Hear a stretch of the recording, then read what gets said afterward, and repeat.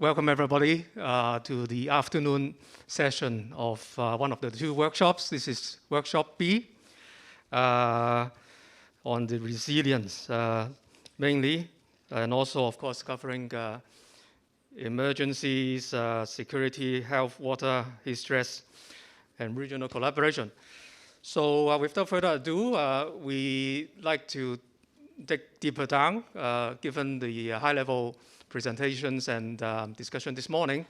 So first of all, I'd like to invite our government team, led by the observatory, together with different departments, including the Geotechnical Engineering Office, Fire Services Department, and also Drainage Services Department.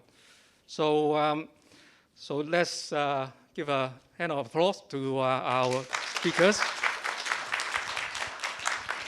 Is regarding the preparation for extreme weather emergencies, now and future.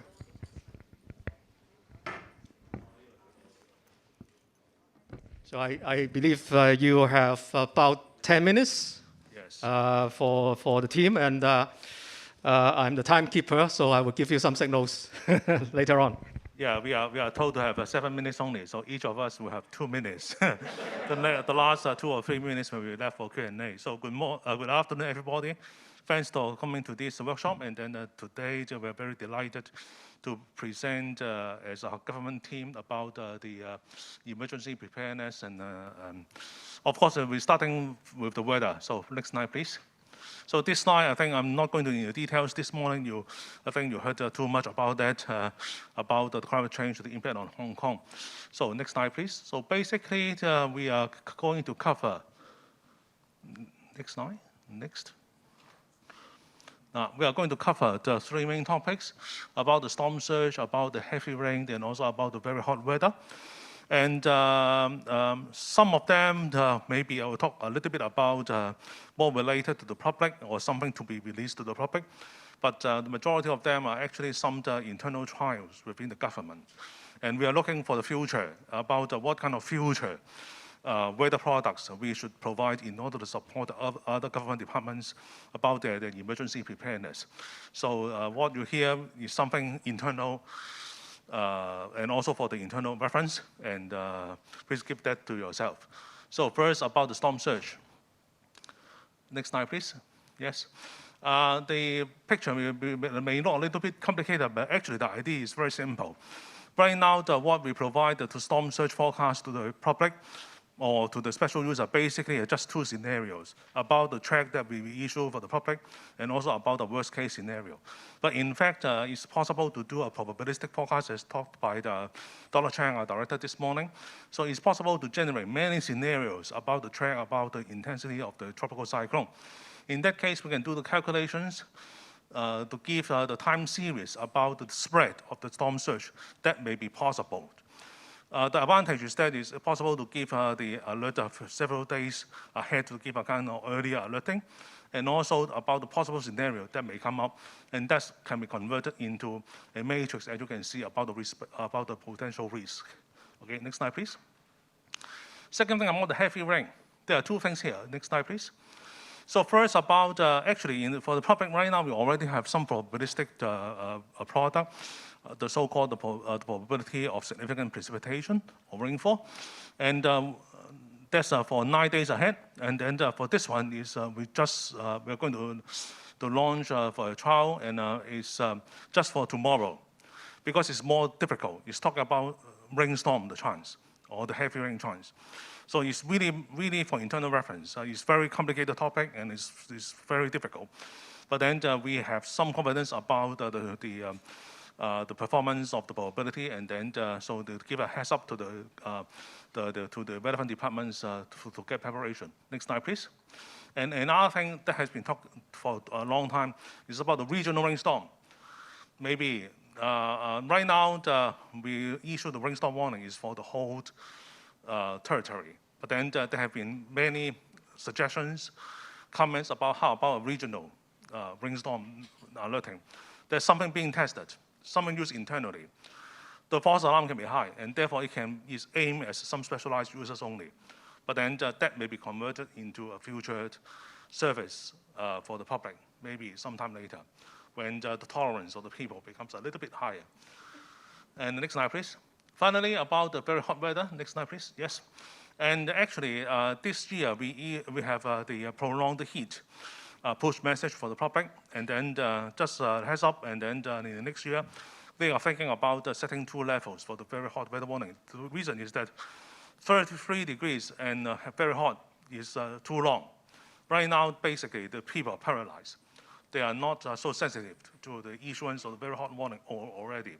So it looks like that we have to issue to get another level in order to raise the awareness of the people. Okay, next slide, please. Okay, next. Hello, everybody. Good afternoon. I'm David Leung from Drainage Services Department. Today, I would like to share with you a case on how the government improved the resilience of Tai O against storm surge impact. Tai O is a flood-prone area, particularly under the combination of high tide and storm surge events. The main cause of flooding is due to its low-lying topography. Take Wing On Street as an example. The lowest portion of the street is about 1.7 mpd.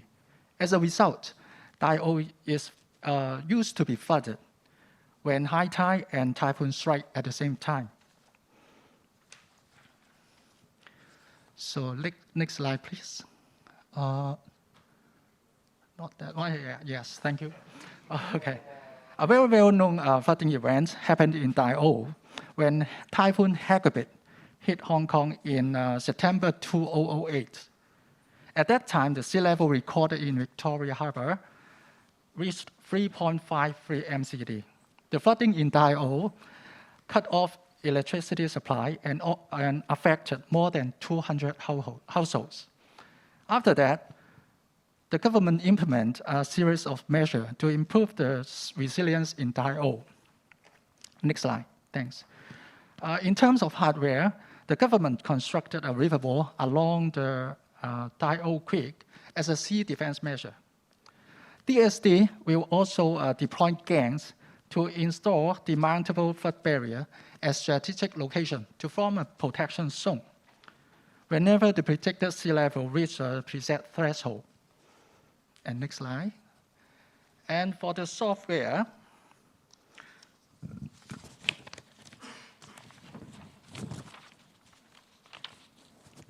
the government has formulated an emergency response plan for Tai O residents. The plan was triggered when the forecast sea level is higher than 3.3 MCD. And at that point, Tai O residents and relevant supporting department would be notified, and vulnerable residents would be evacuated to a safe place. And this picture shows how the POTA scheme protected Tai O residents at the left-hand corner of the picture during the passage of Typhoon Hitherto in 2017. To further improve our service, we would enhance our gangs deployment strategy based on HKO's latest developed risk-based storm surge forecast system. Thank you. Hello, everyone. I'm Florence from the Geotechnical Engineering Office. The GEO has been putting in tremendous effort in preparing ourselves to respond to extreme rainfalls, like the one that we faced in LING in June 2008. Next slide, please. So although we have used successfully our risk-based slope safety system to reduce our landslide risk to a very low level, we understand that extreme rainfall events will bring us challenges, and that will actually bring our landslide risk up again, and then landslide risk, of course, cannot be zero. Next slide, please.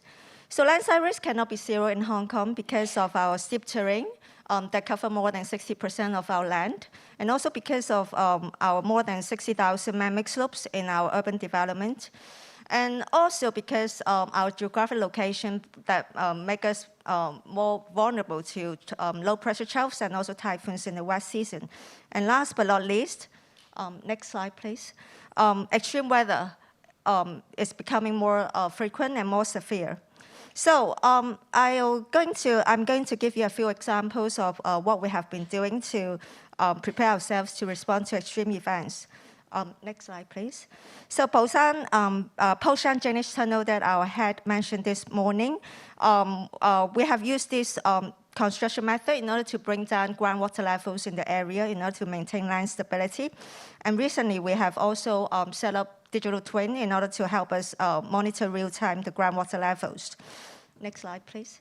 We also have a team of professionals to provide 24-hour year-round landside emergency service to the public. Next slide, please. We have set up interdepartmental multi-faceted common operational picture to help us manage emergency incidents with other government departments. Yeah, thank you. We also upgrade our barrier, our rigid barrier, into smart barriers that we can see what happened, when the landslide happened and then how severe they are. And then we also apply innovation and technology, just like remote sensing techniques to help us and to advance our understanding of our terrain. And also we use automation and robotics to help us inspect landslides when our engineers cannot have access difficulty. And then we also have a platform, the one before, thank you. And also we have a platform to display our landslide locations for public to see so as to improve communication with the public. And last but not least, we have continued to provide, to educate our public on landslide risk and also provide self-help tips to them in order to enhance the resilience in the event of severe rainfalls. So that's all for my part, and then I'll pass on to our FSD colleague. Right, thank you. Good afternoon, ladies and gentlemen. I'm Freddie Ng from the Hong Kong Fire Services Department. In view of the ever more frequent severe weather conditions in Hong Kong, the FSD has been adopting various measures for enhancing operational preparedness. They include using advanced technologies in operations, enhancing the FS personal safety, assisting the community recovery, and promoting the public education. We face quite a lot of challenges due to the growing severe weather conditions, such as the flooding, hill fires, tree cutting, mountain rescue, and building collapses, etc. To ensure the operational efficiency, FSD has been identifying the most suitable equipment for operational use. This is the underwater remotely operated vehicle. It is designed to perform various tasks such as underwater search and rescue and conducting subsea survey. Equipped with multi-beam image sonar, this machine could reduce searching time and increase the searching distance. Another example is the use of unmanned aircraft systems, or we call it drones. They are equipped with different devices, such as thermal imaging camera and lighting system for the operation. Besides, thanks for the invention of AI, we are now using it to detect human beings by analyzing the photos taken by the camera during mountain rescue, search, and rescue operations. We are also exploring the use of life seeker. That is we call it the mobile phone detector. Is used on board of a drone to search for target mobile phone carried by the person missing in the mountain. It would reduce a great deal of searching time. Apart from enhancing the PPE of FS members to better suit for extreme weather conditions, a new appliance, namely Work Rest 15, has been commissioned. It could assist to strengthen the work rest cycle as seen for reducing the heat-related risk, and it provides facilities and equipment that can quickly cool down FS personnel, monitor the vital signs of FS personnel, etc. after their operations. To assist the community recovery, FSD volunteer team would be mobilized. In 2018, they were engaged in clearing the fallen trees, which heavily blocked the traffic roads in the aftermath of Typhoon Mangkhut. Public education. To raise the awareness of the general public for severe weather conditions, safety tips and warnings are regularly posted via our FSD Facebook page and the YouTube channel. You will see. Here is one of the videos posted in the FSD Facebook page in relation to torrential rain. All right. FSD will be continuing to play the best effort to protect the life and property in Hong Kong. Thank you.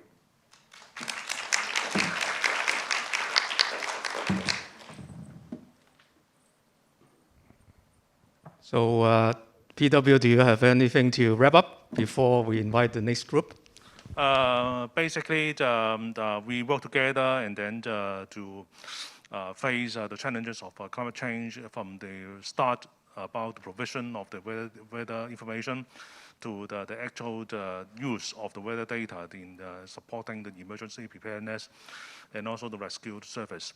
So that we just start because we just start to have the resources to think about and also to prepare some new services, and then it's still the limited time, and then maybe some time later when they use the new services for a longer period, and then we'll have more to share about how they impact the actual operations. Okay, thank you. So I think yeah, we may have some immediate questions for this topic, but let us finish all the presentations first, and then I will invite you back on stage to take the question and also for further discussion. So thank you very much again. So the next group I'd like to invite is to sharing of our public utilities and also infrastructure cooperation, i.e. the China Light and Power and also the Airport Authority. May I invite Eric and also Peter to come onto the stage and share with us.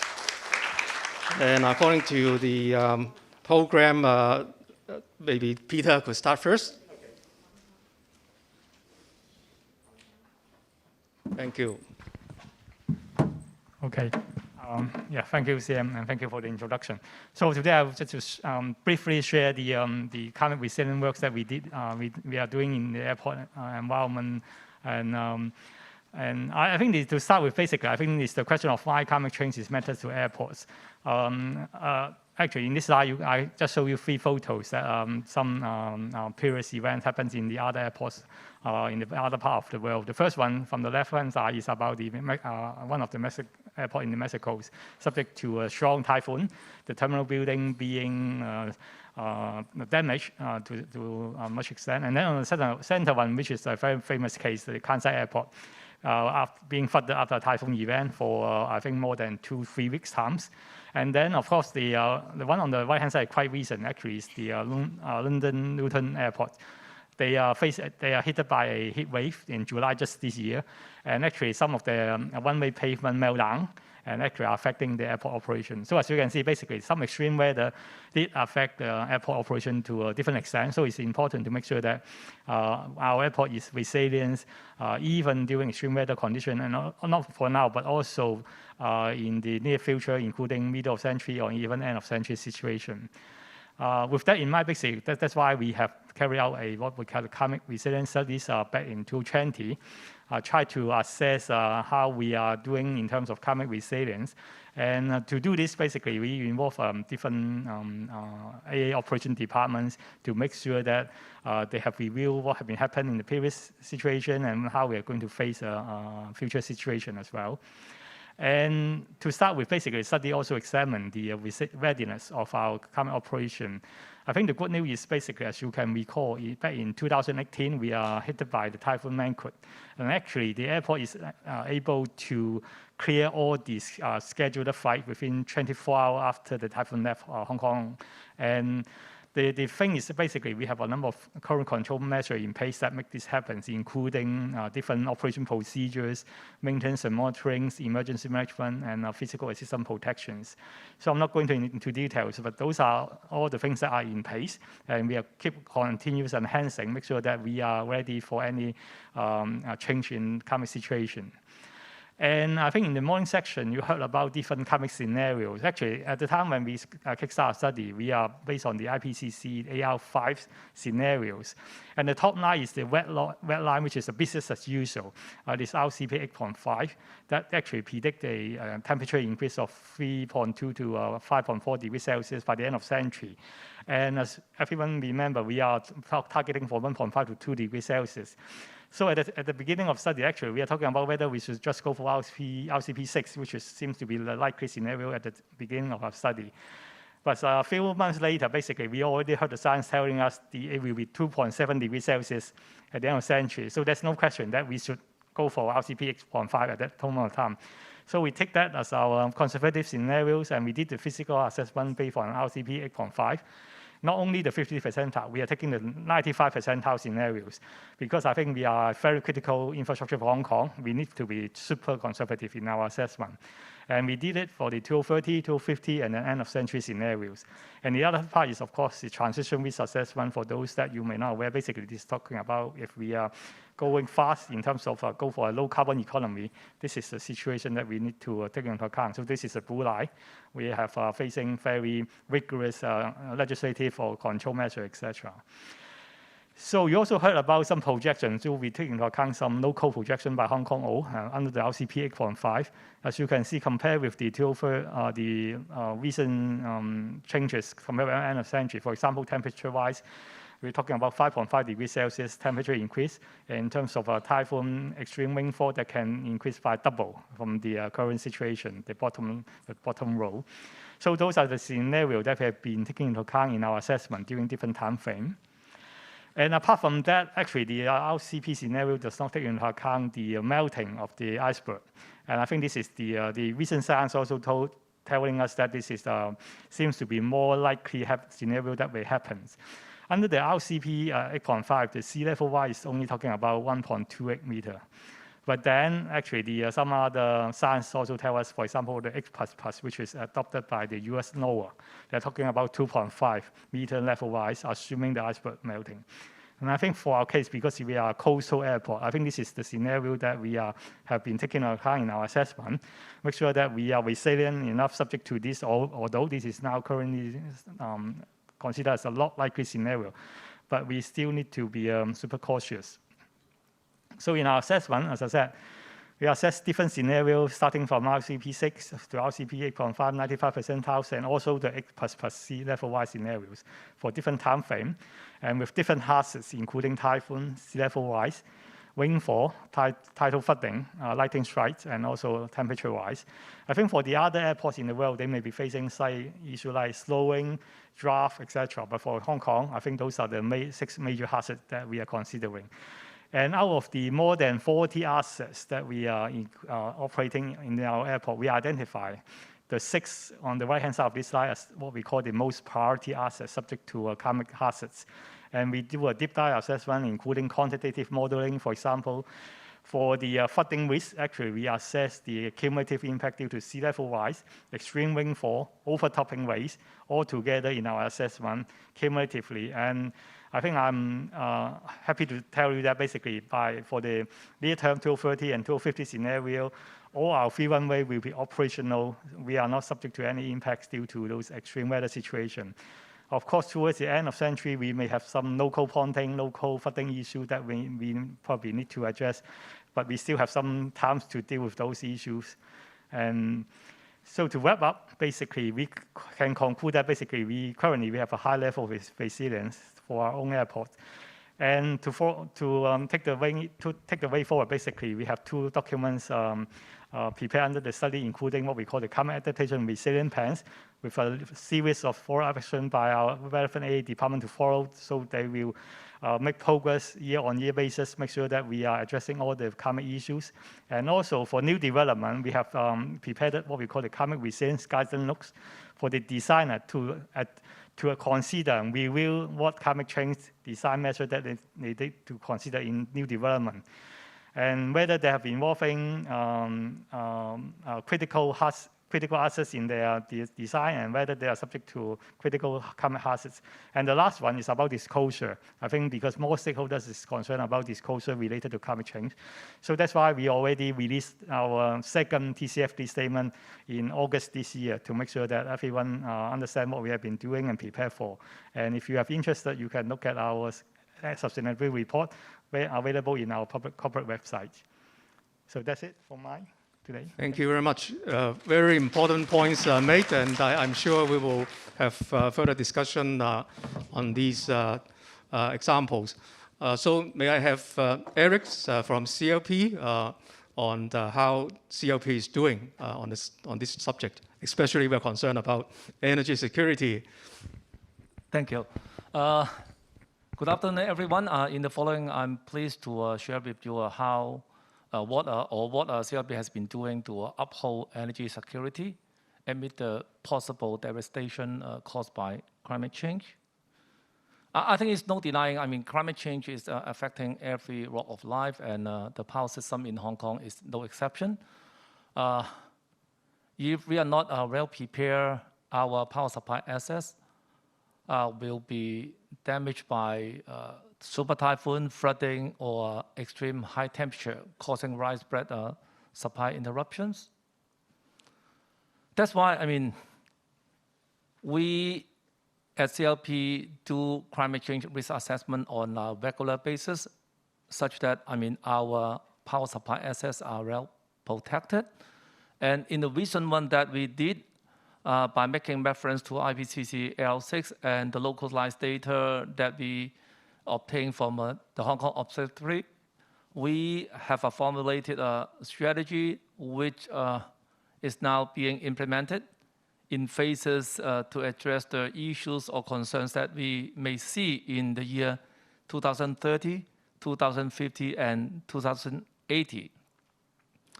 Now, here are the 4-tier climate adaptation measures that we have undertaken. The first one is reinforcement to protect our overhead towers and power supply buildings from being damaged by extreme strong wind. We have undertaken to further reinforce the structural integrity of those, I mean, those buildings and towers. And as far as a heat wave is concerned, in fact, I mean, dating back to 2007, we have already raised the equipment standard from 40 degrees to 45 degrees, making sure they are able to work and operate effectively even when the temperature is continuing to rise in the coming 10, 20, or even 30 years. As far as a storm surge is concerned, for those power substations as well as generating facilities which are close to the shoreline and vulnerable to a storm surge attack, we have installed some flood detection and protection control measures so that, I mean, they are able to protect against those, I mean, flooding risks. Now, I would say, I mean, even though we are getting, I mean, a good system, we always need to prepare for the worst. That's why, as far as the power network system design is concerned, we are getting a so-called N-1 design philosophy, meaning that even though some assets are down, we are still able to make use of the contingency or backup source to continue the power supply to the end users. Now, I mean, in Hong Kong, I think it's evident that we are now seeing much more the so-called very hot weather day every year. So that's why, I mean, we have been working pretty closely with the Hong Kong Observatory in order to develop a load forecasting model, meaning that we are able to tap into the real-time load forecasting data from the Hong Kong Observatory to determine whether we need to activate or trigger a peak load management scheme where we are, communicating with our end customers who would be helping us to reduce the demand so that we are able to diffuse the heat stress time bomb as well as to ease the constraint on our network. Now, even with all those, so-called rapid, rigid control mechanism, we cannot guarantee, every piece of our equipment will not fail. That's why as a backup, we are also getting emergency response with the support of mobile generators and some other backup equipment, so that if the equipment really fails, we are still able to reconnect the power supply back to normal. So, it seems that, we are able to maintain a reasonably, reliable power supply. However, I would say, in many cases, even though we are able to keep our supply system healthy, but the customers may still encounter blackout if their equipment is not able to work effectively. So that's why our customers are highly recommended to do their climate change assessment as well and take appropriate actions so that they are able to protect their power supply asset as well, making that immune to the climate change induced devastation. I think in conclusion, I would say with the concerted effort from the power company and the customers, we would be able to continue to enjoy a reliable power supply in Hong Kong. With that, it ends my sharing today. Thank you. Thank you very much, Eric. So, yeah, I'm sure we will have some more questions or to further discuss on these very important topics. So may I now invite the second group? Thank you. Second group, led by Professor K.K. Ling, Professor REN Chao, and also our health expert, Dr. Wan, and also our community resilience expert from Red Cross, Eva. So without further ado, I would like to have KK to kick off. Thank you. And of course, the topic is about heat waves and how we could cool Hong Kong. Yeah, thank you very much. I think we learned a lot from the colleague of the first group. When you talk about the extreme weather, it's mainly some very extreme incident that may not happen every day, but the consequence could be tremendous. And then now we are talking about heat. Heat is something very interesting. It may affect us every day. When heat combined with Hong Kong's humidity, that affect human comfort, and certainly that may have impact on health as well.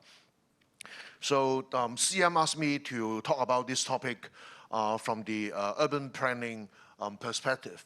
So I tried to cover from three perspectives. One is strategic, the other is the urban design, and then the technical framework. Now, first of all, we know that how to use of our land resources is a very important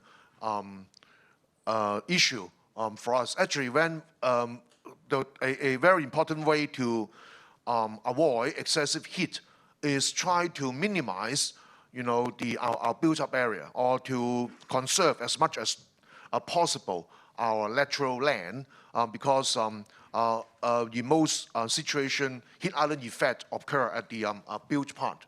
So I think you are very familiar with this chart that about in Hong Kong, about more than 60% of our land is essentially undeveloped, and our urbanized area is only about 24%. Our country park is definitely a very important component in our land use framework. And it is very unique in Hong Kong that Hong Kong people are very close to nature. So according to our statistics, about 90% of our population actually live within 3 kilometers from our country park, or 90% of our people can arrive an entrance of country park within about 1 hour. And then another very important component is, of course, the open space. We have a planning standard to guide our provision of open space. Up to existing standard is that we would provide 2 square meter open space per person, and then this standard is going to be increased substantially under the Hong Kong 2030 Plus, which is our latest version of strategic plan. So we'll increase it from 2 square meter to 3.5 square meter. And so in a built-up area, these are the urban park, and then the urban park also has a very important cooling effect. So the second perspective is urban design. We know that in our urban design framework, our urban park or our urban open space plays a very important role. In our latest development schemes, actually our urban park system under our planning, it played 5 functions. The connectivity, it can serve accommodate our pedestrian network. And then the open space level, we would like to try, we try to make continuous park system.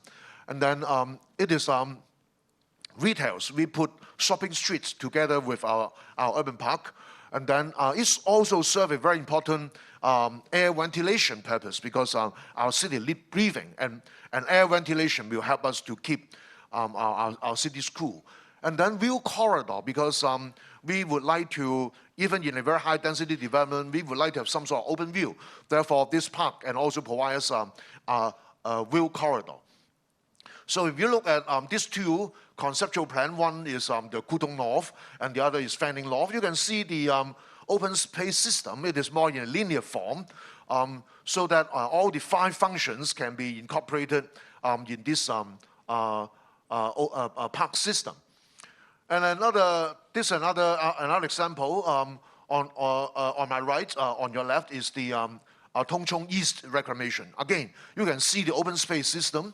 It is in a linear form. It serves very good ventilation function as our air ventilation corridor. And even you look at on your right-hand side is the Kai Tak. And you can see there's abundance of provision of open space, and then that will help us a lot in cooling down the temperature of our built-up area. There's another example in our Hong Shui Kiu new development area. It is very much, the planning of it is very much constrained by a large number of existing traditional villages, which we mean to conserve. And then our open space system is interlinked. So the whole system is continuous. And then you can see that within the open space system, we have a large flood retention pond. We know that in the northern part of our new territories, the topography is relatively low-lying.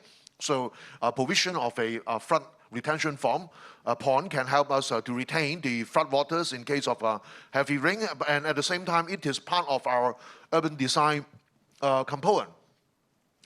This is another example which Ms. Alice Pang, the Director of Drainage Services, mentioned this morning. It is Anderson Road quarry site, which we use it for urban development, and then a large area of that site is actually occupied by a sunken area, which was because quarrying activities create a large hole, and then we keep this large hole and then turn it into a pond. And under heavy rainfall, flood water can converge there to prevent flooding. And then at the same time, at the normal days, again, that can be an artificial lake. And then this water body, again, will help us to keep the area cooler. Another very interesting example is the Dongchong, Dongchong New Town. We have the Dongchong River.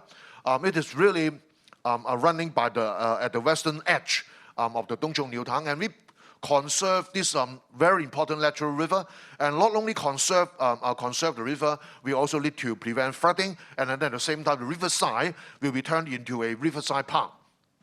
It provides us with recreational space, and at the same time also help us keep the river running and also keep us to cool down the temperature.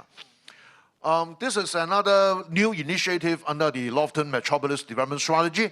That is for the first time that the government has committed to take proactive conservation policy to create environmental capacity. This is a little bit complicated. Perhaps if we have time, we can discuss it later on. But in short, the government will resume public land with high ecological value and altogether turn it into develop a 200-hectare wetland and fish pond system. So here is some artist impression about the future. That is Shantin Technopole, Shantin Forecasting, all right?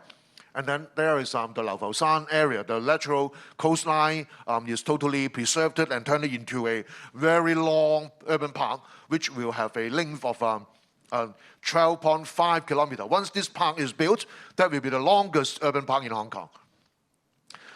Technical assessment. There are many technical assessment tools under our urban planning system, but I would like to highlight the air ventilation. Because when we first introduced this air ventilation assessment, actually we face a lot of objection, particularly from the developers, from the architects. They consider that that may affect, constrain their design liberty, constrain their creativity, and even may affect the development potential of the site. We insist, and that proved that this air ventilation assessment can help us to maintain the important beastway within our urban area without affecting the development potential of the sites. And now that become a must in the assessment system. So generally, all professionals accept this. So to start, we face a lot of objection, but we insist that we need to have it, and now that become a norm. There's some illustration about that. The air ventilation assessment affect the a point out where which part can be further improved to maintain the air ventilation. So let us work together to keep Hong Kong cool. Thank you very much. Thank you very much, KK. So really come a long way in urban planning to address all these issues, especially heat. So our next speaker will be Professor REN Chao from the University of Hong Kong. She's an expert in heat studies. So over to you. Thank you, Mr. Sung. Thank you, everyone. Today, I would like to present our joint research, collaboration research result with the Hong Kong Observatory, how we understand Hong Kong heat and health.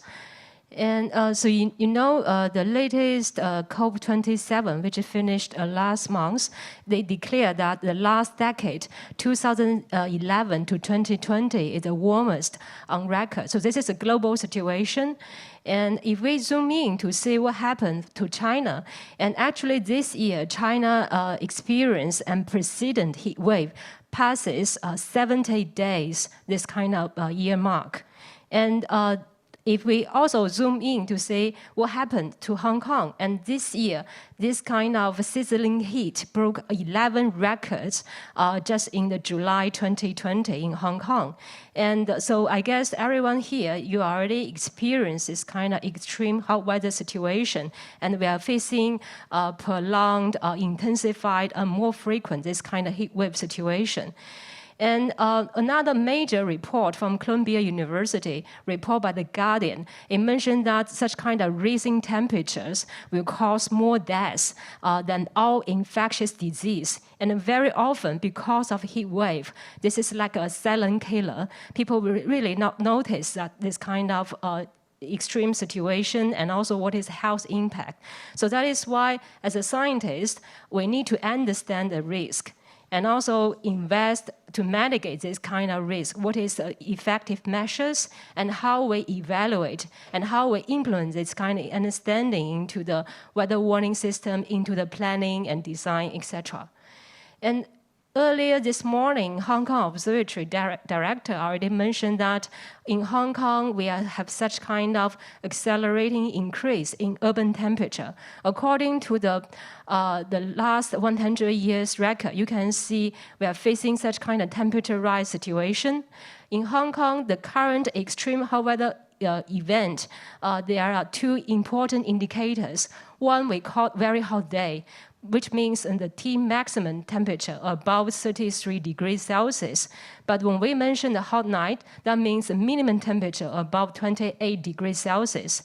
And according to the projection, and very scary or worrying facts, in the future, by the end of this century, more than almost 120 nights and days that will be very hot days and hot nights. Imagine how many days in summer. Normally we talk about 90 days, but now we are facing over 100 nights and days. So that is really worrying and scaring situation. So that is why we have a joint collaboration with Hong Kong Observatory and also the public health researchers from the Chinese U. And we want to understand, okay, under such kind of warming situation, how we characterizing this kind of prolonged heat effect, and also what is health impact. In Hong Kong, considering that two extreme hot weather indicator, so that is why we combine the different kind of combinations of very hot day and hot night.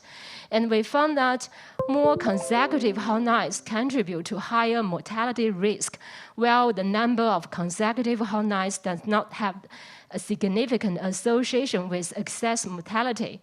So that is why, imagine you have a consecutive hot nights, and every night you can not sleep very well. So even you are normal people, you are young age, you are at middle age or young age, but your body cannot be recovered. So that is why, according to our study, the hot night is more dangerous than very hot day.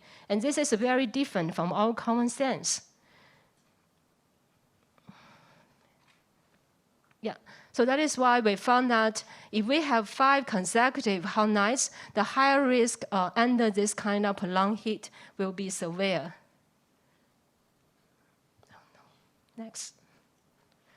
And if we have this kind of non-continuous hot nights, then there will be a reduced risk. So that means the hot nights is really significant. And also showing this kind of significant short-term effect of prolonged heat wave events.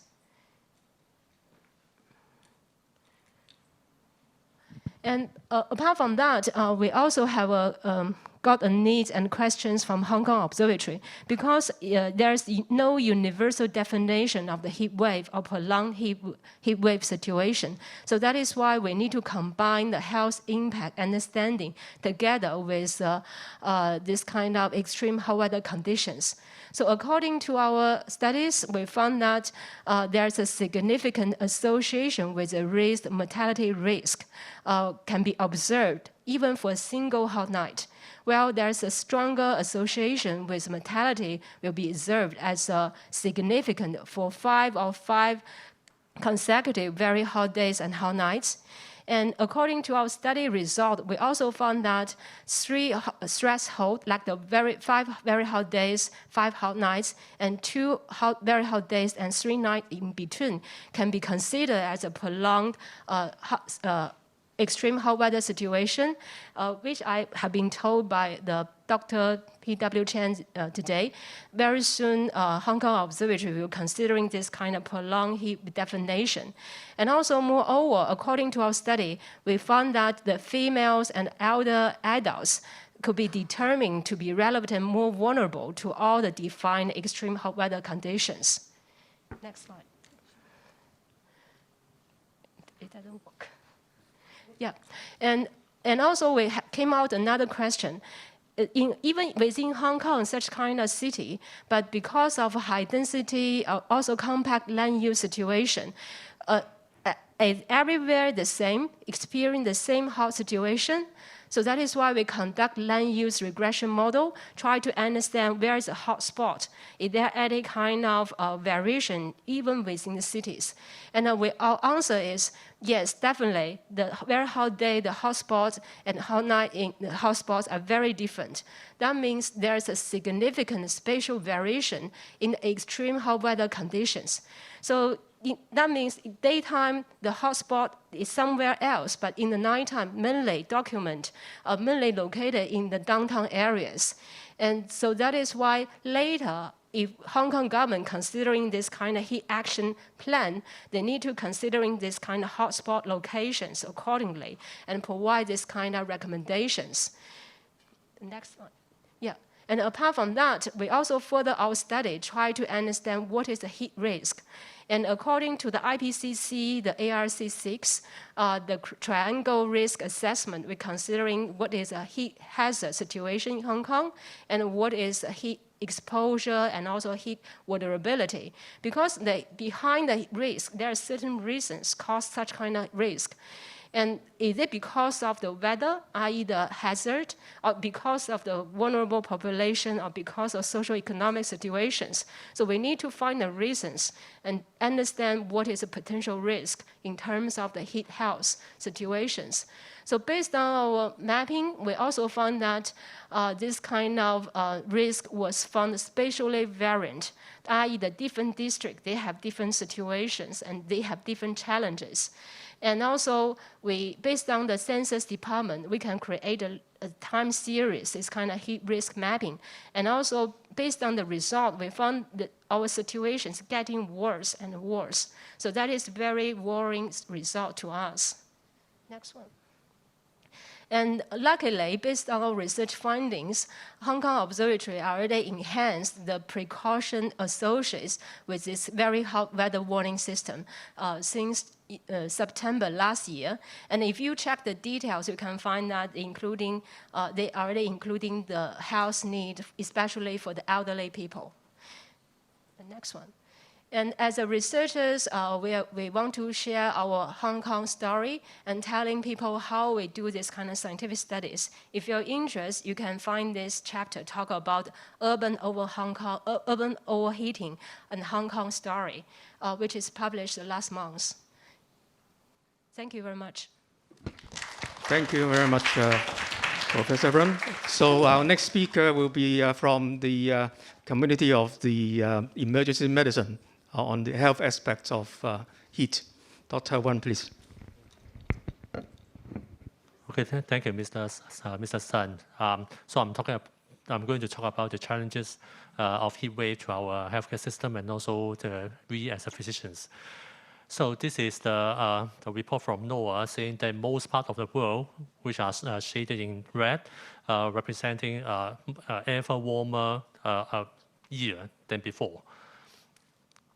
And indeed, the association between the mortality and also the ambient temperature has been studied. This is a very powerful study from Lancet, which was published a few years ago, studying more than 70 million mortality over a period of 30 years. So you can see in many different locations, there's a positive association between the increasing ambient temperature and also the mortality. So you can see the red line there. Okay, indeed, a relatively small increase in temperature can lead to a relatively higher mortality. So this is a situation in Hong Kong. You can remember we have a very hot summer. This is especially in July, and there were a lot of high temperature records broken.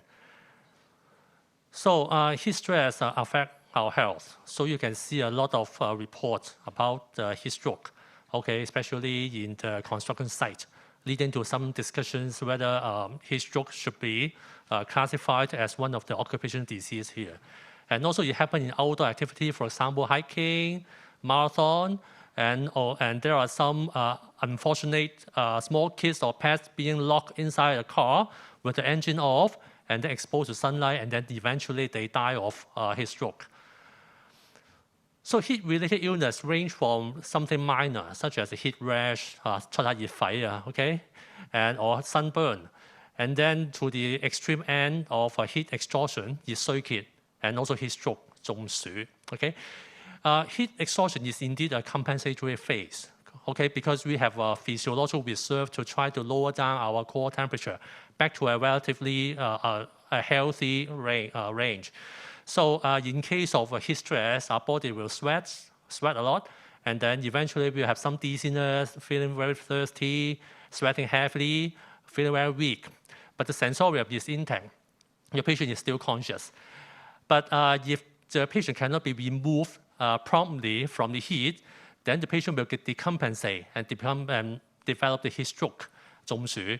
And the classical finding is the change of sensorium.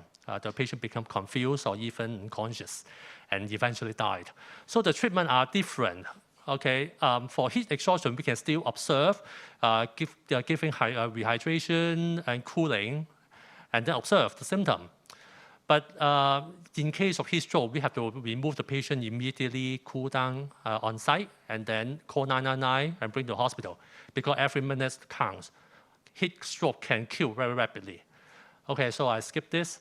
So when we're talking about why we have a lot of heat in the body, there are three aspects. First of all, maybe because the body produces too much heat. For example, during the strenuous exercise or working in a hot construction site, or maybe because of the overdose by the stimulants. The second point, maybe the body cannot get rid of heat. Say, for example, for elderly people, they may take a lot of medications, which indeed may impair the thermal regulation. And also, if the patient is dehydrated, they will lose the ability to sweat. You know, the sweating is a very powerful temperature-lowering protective mechanism. And thirdly, maybe because of the environment being too hot, which is the focus of our conference. So heat stroke developed because of the fail of the compensation and also heat stress. So who are more affected? Elderly, disabled, of course, because they have less physiological reserve, or maybe because of the medication they are taking. Outside worker, needless to say. Children, especially young children, again, they have less physiological reserve to counteract the heat stress. Rare, some highly placed construction sites, some flat with no air conditioning, especially those socially deprived elderly, especially if they live just on the floor below the ceiling of the building. You know, it can be very hot in summer. And of course, in the car with the engine off. So Professor Ranger just now enlightened us on how the heat stress can be associated with mortality.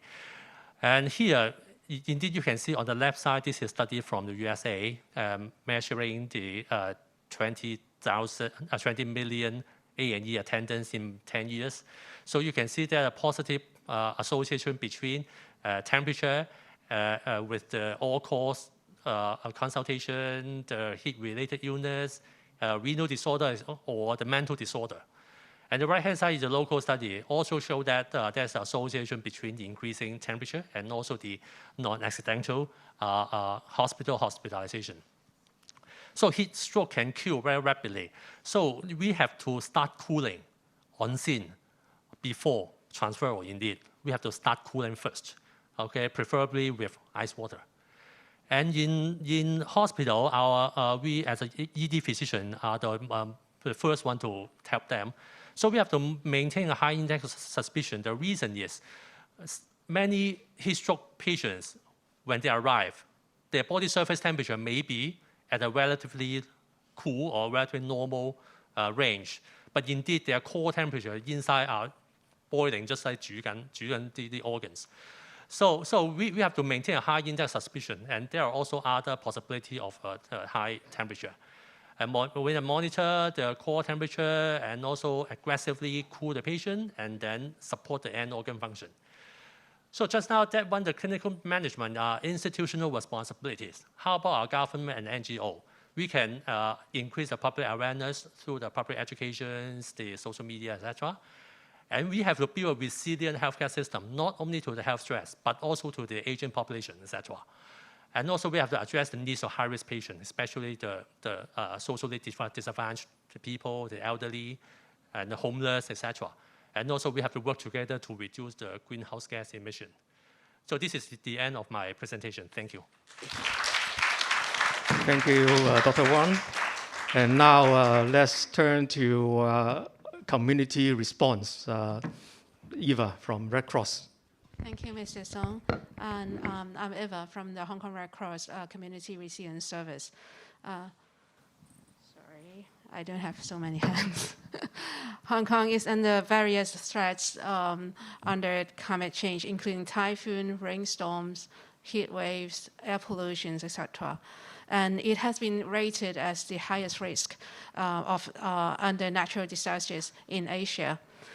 Climate change has intensified the density and frequency of risks in Hong Kong. Aligned with the global trend, Hong Kong is also suffering from the heat wave and also warming up its temperature. The number of hot nights and very hot days is increasing. So do you think that climate change is impacting on us, but it doesn't impact everyone equally?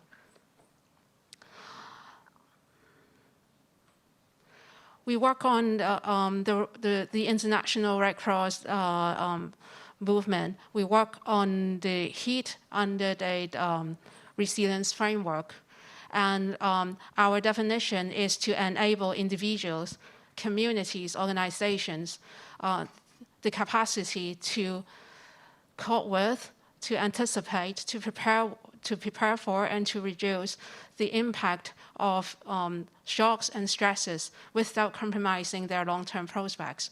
And this is the definition defined by the Federation of Red Cross. And we all know that there are different very similar resilience definitions defined by other international organizations or other NGOs. And there are 6 characteristics that we name as a resilient community. First of all, it is knowledgeable and healthy. It is socially cohesive. It should have economic opportunities, and it should be. It can well manage its natural assets. It can access to its infrastructure and services, and it should be connected.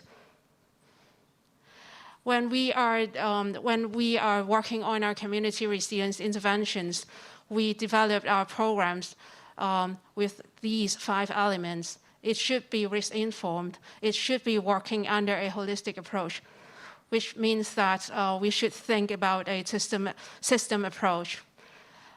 The needs should be demand-driven, and the process should be people-centered, as well as a core element with climate-smart and environmental sustainable.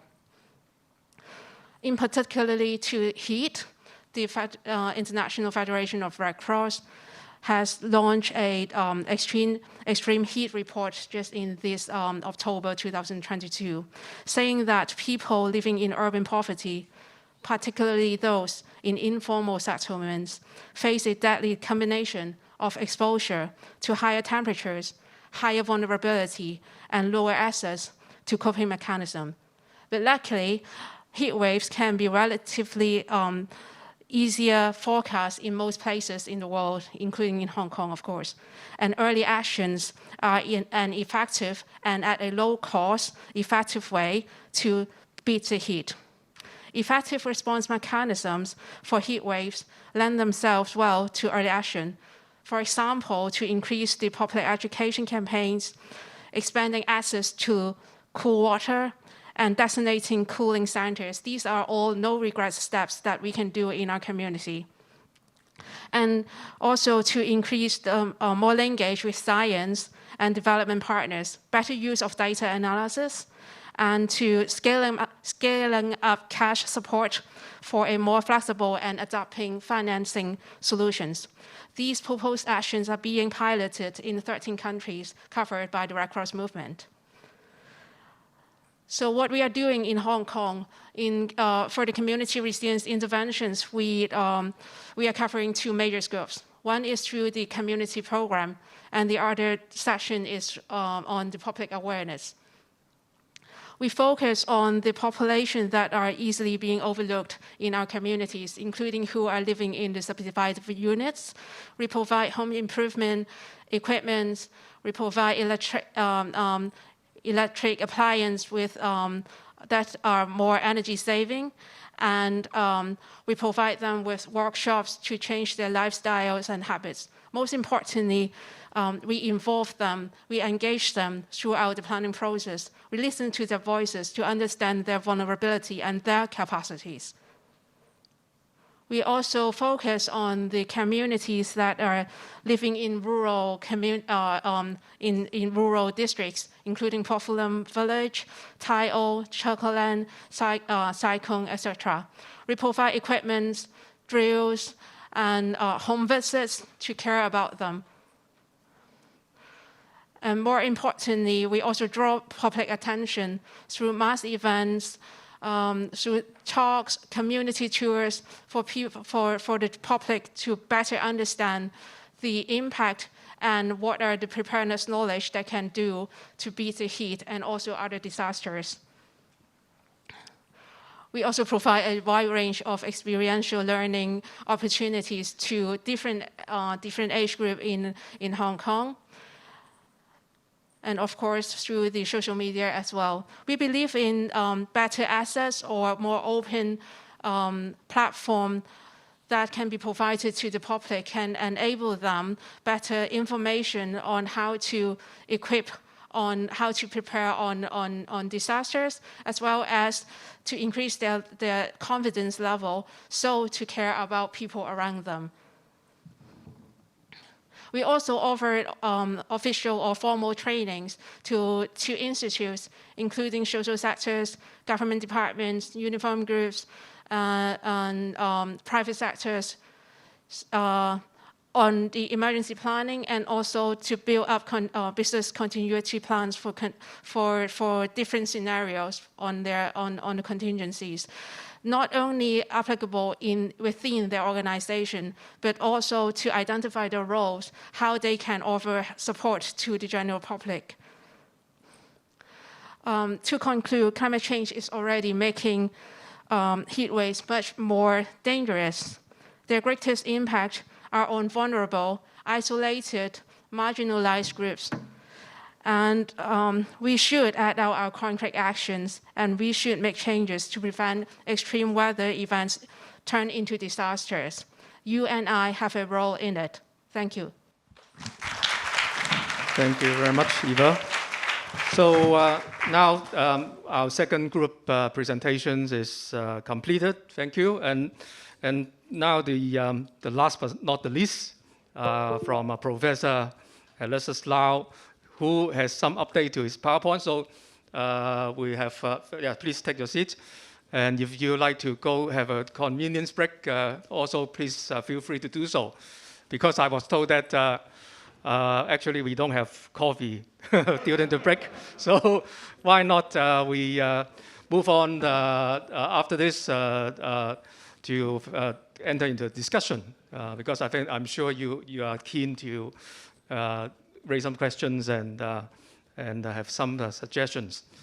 So, that's very quick. So, thank you, Alexis. So, this morning we heard about expect the unexpected. Now, I think Alexis is going to tell us what are the unknown risks. That's, I think, very important. Well, since it's unknown, I probably can't tell you anything about what is the unknown. But I want to just say how maybe we can attempt to prepare for it. So actually, I have a longer talk tomorrow. So that is an advertisement for that. So today I only have 5 minutes. That was what I was told. So I hope to highlight the importance of preparing for the unknown. So these are all old figures. IPCC talk about this. We know the risks and the hazards, extreme events are coming. And for most places, really, we have to understand the vulnerability, understand the exposure. By understanding the vulnerability, you can improve it, reduce the vulnerability, reduce exposure, then the net damage will be reduced. So understanding this combination is important, but then what are the risk combination? Well, and in all of the report, I'm not asking you to read any of this, but only the highlight yellow area. It always say early warning system. Okay, in every one of their part, they say try to establish early warning system. But what is early warning system? If you go back and look at the detail, this is something like what they say in the AL5 report, which they talk about, okay, first of all, you need to identify the risk, and then afterwards, you establish decision-making process so that when something extreme happens, you know how to deal with it. But a lot of the time, particularly for this type of climate risk, it doesn't happen that often.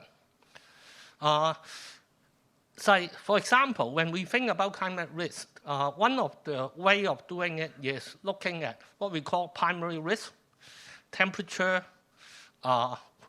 higher rainfall, stronger wind.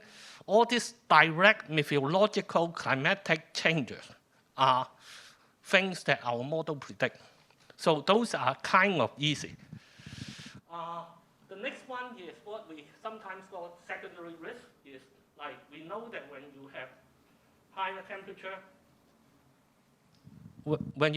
temperature, then you have probably health may be affected, just like what we talked about just now. So there are some which is directly related and quite well known. Those are secondary risks which are being discussed in many places. However, there are a lot of risks. Actually, we used it not to identify it that easily. Okay, I think now we know that quite sure, like wildfire. We know that temperature rise, it would dry the land, it would actually increase the thermal contrast, and the wind will become stronger. And with that type of combination, any wildfire can become disastrous. I particularly remember is sensitive to this is because, well, I spent a few years in British Columbia, spent a few years in Boulder. Last year, 2021, there was 2 huge fires burning out thousands of homes. Happened one in British Columbia, one in Boulder. Actually, the one in Boulder actually happened in the place I used to live. But these are not things that our model can predict. Okay, one of the things as a modeler, I think these are things that how now we kind of understand it, and I think most of people have incorporated this in their risk estimate. Okay, but something even more strange than this, like I go to Chicago quite often. One of my sons studies and now works in Chicago. Go there, start noticing people are talking about climate change is creating potholes on roads. How does that happen? Well, it happens that because the freeze and thaw is changing, so the underground water used to be freeze once a year and then thaw once a year. Now, the temperature is just right. They freeze and thaw much more often. By doing that, they contract, expand, they create air bubbles inside under the road. And when you have heavy vehicle going above, it can fall down. Okay? So I don't know what type of modeling we can do to predict this. As a modeler, I think it would be very, very difficult. Okay?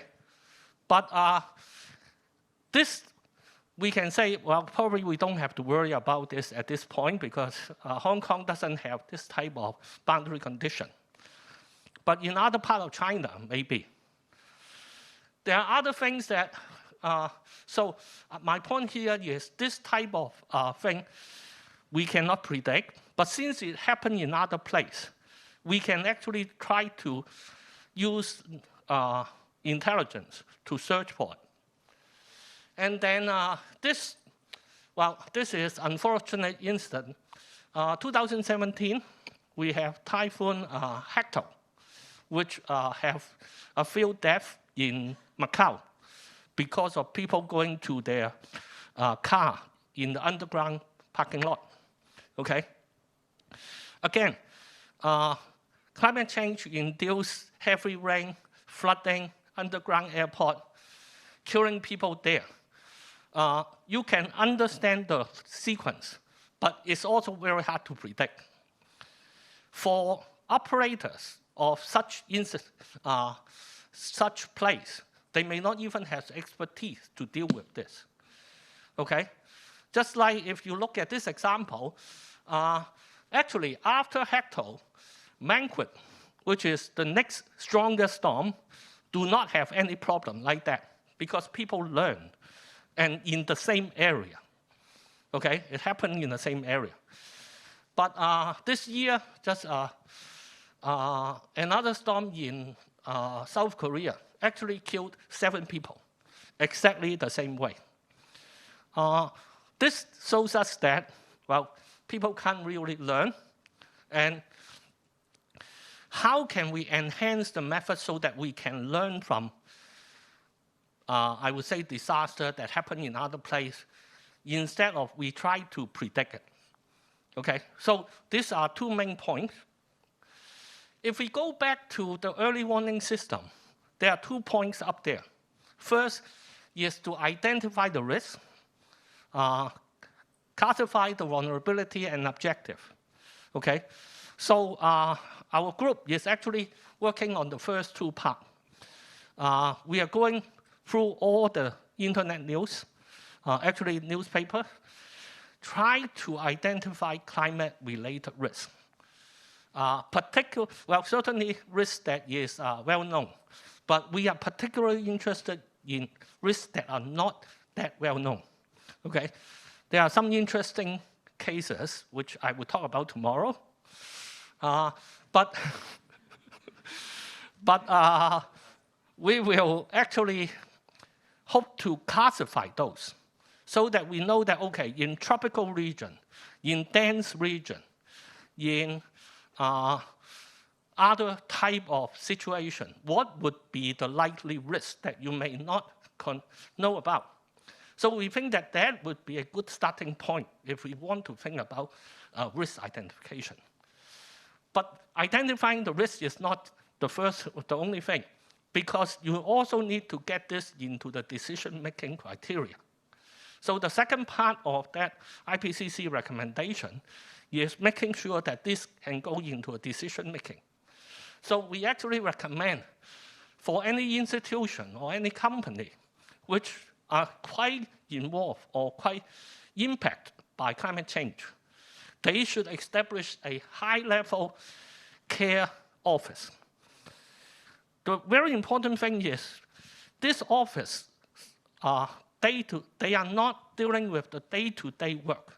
Like a lot of time right now dealing with climate risk, the same group of people that deal with the routine safety are also the group dealing with the climate risk. Because routine safety things are happening day by day, and there's a lot of details. And climate change impacts are happening maybe once in 10 years. People are taking, if you ask people to focus time, they have to focus on the day-to-day thing. But the impact for the climate change thing, although the frequency is less, but can be quite drastic. So we think that it should have two separate groups of people thinking about this. Otherwise, you are automatically biased against the climate considerations. So this is quite important, and they need to be able to directly report or sit in the board so that what they find out can be implemented. Okay, so I think basically this is very much.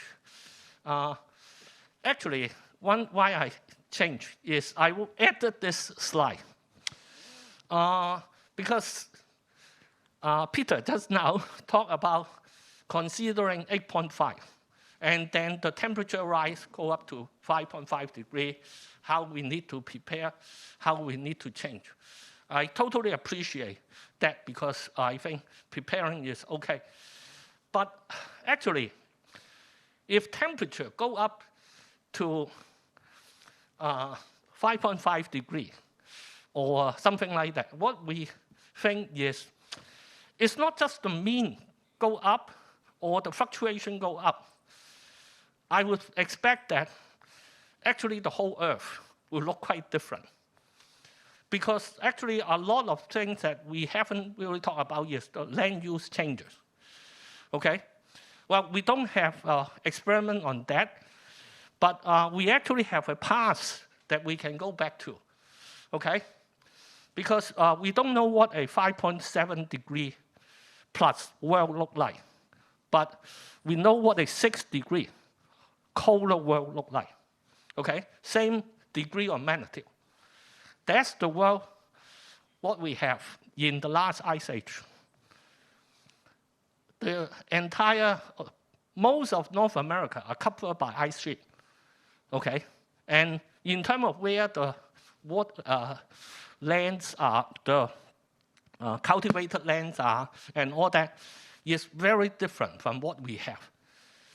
I'm not saying that we should not just think about it, but I think we need to be very adaptive.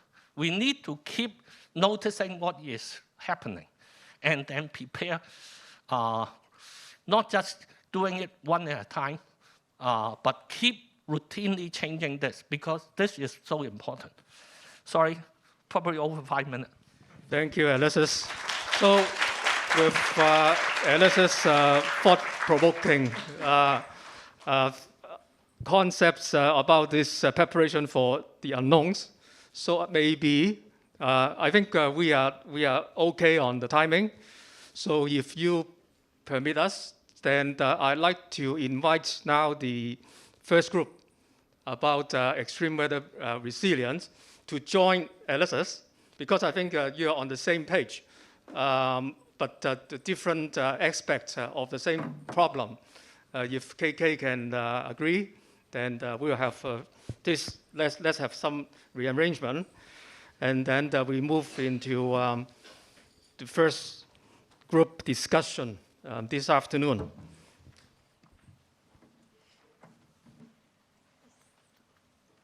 Please.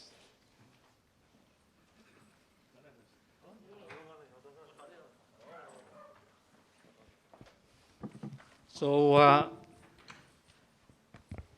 maybe let me first open the floor to see if you have any quick questions and also things that you would like to ask right now.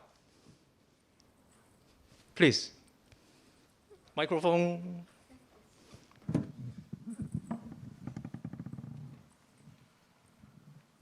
Thank you. My name is Joe Chan.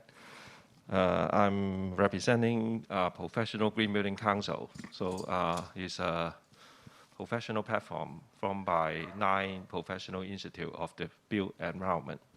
So thanks for the speaker, all this insightful sharing, and also Professor Lau, your statement about we need a holistic kind of approach in terms of policy. So, my reaction is I heard a lot of sharings and on different subjects today, but I pretty much agree with Professor Lau that perhaps we have to have a kind of mechanism, a kind of policy mechanism to try to evaluate and also consider how we are going to tackle all this issue. And also KK mentioned about heat stress. So there's some example. Actually, in fact, Professor Lau, you mentioned about the basement. It's a very relevant subject. So this example shows sometimes various environmental issues, they are actually conflicting. For example, heat stress result into certain study of promoting better ventilation of the city. And then eventually it lead to regulations that have all the basement go into the car park. And then with an incentive to the developer to exempt GF gross floor area. And now all basement. Now all car park go into basement. But the situation to us as build professional, we don't think is ideal, because actually there's a lot of risks, in particular for those development close to the seashore. And in fact, it happens already in Hang Fa Chun, but we are lucky we don't have anyone killed in that storm surge incident. So this is actually an example showing we need a holistic policy to decide on what actually we need to do. Perhaps for development close to the coastline, we have to have a different kind of scenario. But of course, for other areas, we can have basement car park, doesn't matter, it's safe. Another example is about the transformer room. CLP Eric, yeah, it's here. So currently, actually in our build and run potential, we know all transformer rooms are put on ground floor with not much consideration about the potential flooding. So, but in the case of climate change and also rising sea level and also storm surge, I think it is necessary that the government or whoever who actually produce all these sorts of guidelines or requirements has a holistic review on how we are going to tackle all these sort of situations. Perhaps for certain area, we have to mandatorily require all these very important infrastructure that will keep safety of all the residents and also the life of the residents in a safe location away from the potential climate change effect, and also protect our firemen from rescuing people. So that's my initial reaction. Thank you. Thank you, Joel. So anyone like to respond, especially on the flooding issue? I think maybe I just want to comment. I think when you say holistic, I think no matter how much you want, you can't link up everything. I think the more important thing is being agile, meaning that we need to keep looking at it much more frequently. Because I think in the past, a lot of the code established may work for 30 years, 40 years. We have to understand that with climate change, this cannot go on anymore. We need to keep looking at it and just get the community being more connected, more agile in thinking about this type of thing. Because it's very difficult to link up everything. Yeah, thank you. PW? Yeah, maybe I'll respond a little bit. Actually, I have been away from that post for some time, but I know that this morning already talked about the CCWGI actually is a forum for the Works Department to review the various menus. And I think that at some point, if I'm wrong, just correct me, there's also some discussions about involvement of the utilities companies, to look at them, how about the resilience of their equipment. I think that there's something the government should have been looking at. Yeah. Thank you. That's actually one of the questions in my mind that I'd like to actually, well, it's too crowded here, but I'd like to invite Eric to share a little bit more, because you mentioned in your presentation about the use on the client side, they need to do something on this adaptation. So how do you engage them? Need to go through the government, or you directly talk to them? In fact, I mean, thank you, CM. In fact, when we talk about, I mean, the flooding risk, I would say it's much easier for CLP or some big organizations like Airport Authority or some government departments to put in place some control measures to guard against, I mean, the potential risk coming from climate change. But it will be a totally different stories for the other customers. For example, I mean, in our system, I mean, we have done an assessment and have identified altogether about more than 600 substations which may be vulnerable to a storm surge or, I mean, flooding risk. That's why we put in place the flooding detection and control systems so that we are able to better protect our asset. And that's what happened, I mean, during the super typhoon Mangkhut hit Hong Kong, where we were able to protect more than 20 of those substations because of that control measures. However, on the other side, we are not seeing those management officers who are keen to put in place those control measures. But because to them, I mean, it's a matter of their risk appetite. For CLP, I mean, we are overseeing, I mean, a large, I mean, population of our customers. But to the individual management officers, I mean, they are just looking at their own building. It's their own assessment whether I'm getting the sensitivity or urgency to put in place that control measures. If no, I mean, unless, I mean, there's any regulatory requirements. Otherwise, I mean, they will think about, why do I need to make that investment in return for something that may not happen in the coming 30 years? I think that's the challenge, I mean, for Hong Kong as a whole has to, I mean, face. Yeah, regulatory, of course, is one approach. Of course, public engagement, community engagement is also required, I think.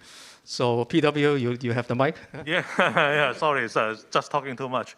Yeah, actually, after Mangkhut and hitherto, I think that the people that raised the awareness of the people. In fact, the government has identified the critical infrastructures that we talked about. That also put some pressure on observatory, because we are going to look at many more locations for any future super typhoon coming in. And then, or any typhoon, whatever, when we are going to issue not just the storm surge level at a limited number of places only, but we base essentially over many parts of Hong Kong, and in the future even more, I think. Yeah, so I think you speak my mind. Actually, how to scale up the best practices already in place for TIO, as mentioned by a colleague from DSP, exactly. airport, yeah. CLP, but how to scale that up? Yeah. I think that I'm just looking at the meteorological science, that part, okay, for the resilience, maybe for the other people to really work on. But then I think that for the service provision on the upstream side, for us to provide the weather information, I think in the future there will be some changes. For example, we are thinking about grid point. For the whole Hong Kong, we're going to forecast at each location, at each grid point, what is going to be the storm surge level. And also, maybe we provide some map. I think Macau is doing this. Indonesian map, what's the flooding over those areas. And then this is the starting point. You look at, I think the visual impact is different. Right now, it's just limited places, some numbers mentioned in our weather bulletins, what kind of water level is going to be. I don't think the people has, even though it's better right now, I think after hitherto and Mangkhut, it's better, but still far away. But if you look at the picture, there's a total different impression. So I think that's the future. It's something we are thinking about in observatory. We really are thinking about it. In the presentation, in the how to deal with the increasing need for the flood storm surge information. So this is, I think, what the observatory could take forward in terms of information provision I'm going to maybe ask you later on about what we really mean by impact-based forecasting. But I think our colleague from DSD, CEDD, yeah, like to have some sharing. Yeah, just one more thing to add. What we have been doing is, apart from doing what we can do, we also let the public know what we can't do. I mean, just to let them know that, I mean, in times of extreme events, something that we will stretch out our resources, and then not everything that we can do. So in my presentation, I also let you know that we have developed some self-help tips just to give public, I mean, when they are in events of extreme weather, when they find themselves very dangerous, so they can just follow our self-help tips, like where to stay in their house that can keep them safe until government officials to come and save them.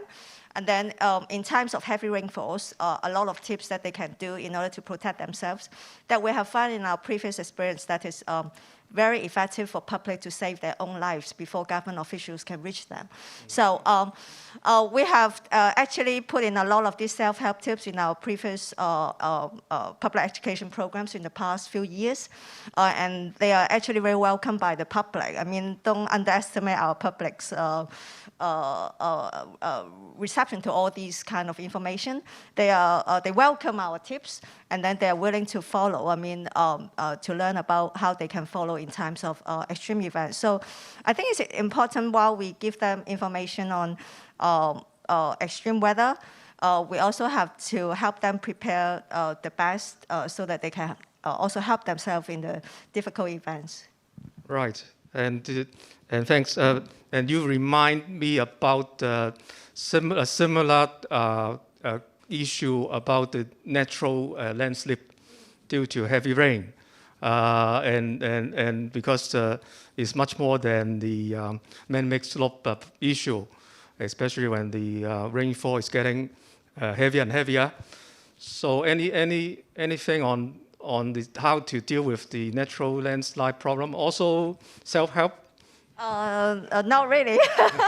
As you say, that is a more severe events than those coming from our man-made slopes that can be more hazardous and then provide a lot more damage to our public. So we have been looking into those we call low frequency but large magnitude events. So we call that doesn't happen very often, but when they happen, they can be very big, just like those that you may see in Taiwan, and then maybe in overseas that can a few thousands meter cube or even 10,000, more than 10,000 meter cube of debris can come from the mountains. So we are doing a lot of studies on that and then see whether we can put in any measures on the hillside to protect or to mitigate the risk that those landslides that will bring to the public. So in the coming years, we are starting to put in those measures on those most hazardous hillside. Thank you. Does our colleague from DSD have anything to share about this scaling up issue? I think this morning we heard we will be having measures for 26 vulnerable areas for storm surge, flooding. Well, for the in future, in fact, in the recent year, the government has completed a coastal hazard study, which identifies some vulnerable area. Like what Mr. Sun just said, 26 vulnerable area, which we are now implementing different kinds of mitigation measures, including those I've just mentioned, those demountable flood barrier in those low-lying area to help the people. And also, we will also put in place some, early warning system to help warn those residents living in those low-lying area, to help them, to alert them, to prepare for the, adverse weather and the flooding case, and to educate them how to prepare for the worst. And that's what we are doing now. Yeah. So again, the issue is further scaling up this issue. Perhaps we learn from Mangood and now we have 5 become 26, but then what about the next one? So there's a lot of resource implications. And of course, as Alexis has mentioned, we have to be prepared for the extreme. And that's a require different mentality and different process. I actually want to ask a question to the panel. Sure. Yeah, we talk a lot about flooding, heat, and all that in Hong Kong. But as Hong Kong is a city, which by definition is not self-sufficient, we import a lot of the food, water from neighboring area. And from study, the Pearl River Delta is actually most flood-prone area. If the Pearl River Delta is flooded for a month, I want to know, is there any contingency in terms of the government thinking about how to deal with that situation? Or is this being discussed and managed? Yeah, this is touch on the issue of regional collaboration, resilience also. Yeah, so maybe anyone like to take the floor, or even yeah, from the floor and from the group, from the panel. I think collaboration is definitely a very important element in meteorological cooperation. But I think the other aspects also. So. Audience would like to say something? Yeah. Yeah. Not just the panel, maybe the audience would like to respond. Red Cross, you have any? I think you mentioned about regional. You have some experience, right?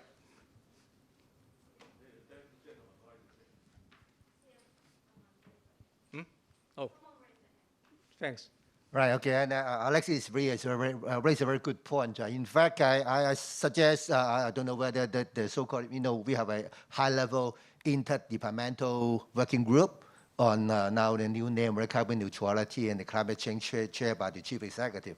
I think that is maybe raise that very critical issue at that junction, right, so that they could try to explore further how all the relevant government departments could work together, and also how to collaborate with the mainland authority. Because as you point out very correctly, but because food, water, a lot of very daily necessity are imported from China, right? So in case Pearl River Delta, China being subject to some threat of climate change, our life was threatened also. So really good issues. Thank you. Yeah, let's take down this note. And because as I understand, the recommendations from this conference will be submitted to the government, and as in last time. Yep, Eva? I don't really have a solution, of course, but I just want to echo to Dr. Lau's question that we also have conducted a resilience survey to the general public last year, and on the how much confidence or how much readiness they are when coping any kind of disasters in Hong Kong, and their resilience level is actually 24%. 24%. So it's relatively low. And in fact that they are expecting that there will be disasters or there will be emergencies risks happening in Hong Kong, but they are not, for whatever reasons, maybe there are some reasons listing that, for example, they are trusting the mechanism built by the government, and they have confidence in government's mechanism, or they are too busy to take up any training, or they have lack of access to any kind of trainings that they quote. So I don't have a solution, but I just want to echo to that in case that that is also the reason that why we are promoting the to raise the awareness on why you need to equip on the on more disaster preparedness knowledge, and also to encourage institutes or private sectors or even government departments to work closer together, or to educate the public on the contingencies planning, on the disaster drills. That is very important. Yeah, thank you. So thanks, Eva. It's a very important point. Could you see in the data that is the lack of awareness, or they are aware of the potential risk, but due to some other reasons, they are still complacent? Or should we use the word complacent? I think both, yeah. To some extent that they mentioned that they know that there will be disasters in Hong Kong. Like the most potential is health risk.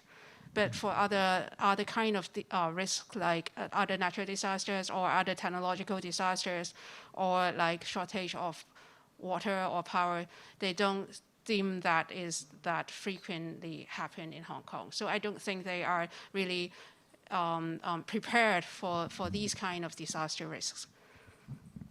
Yeah. So, yep. Okay. Yeah. Well, first come, first serve. Okay, thank you, Chairman. This is George Liu from PolyU. Professor Lau asked a very good question. Yeah, how to collaborate with, say, Great Bay Area. Recently we, representing our department. Okay. So we are collaborating with the HKO colleagues and also the CHEUNG, the Great Bay Extreme Weather Forecasting Research Institute. We are doing this kind of collaborative, utilize the resources both in Hong Kong and also Shenzhen and maybe say Great Bay Area.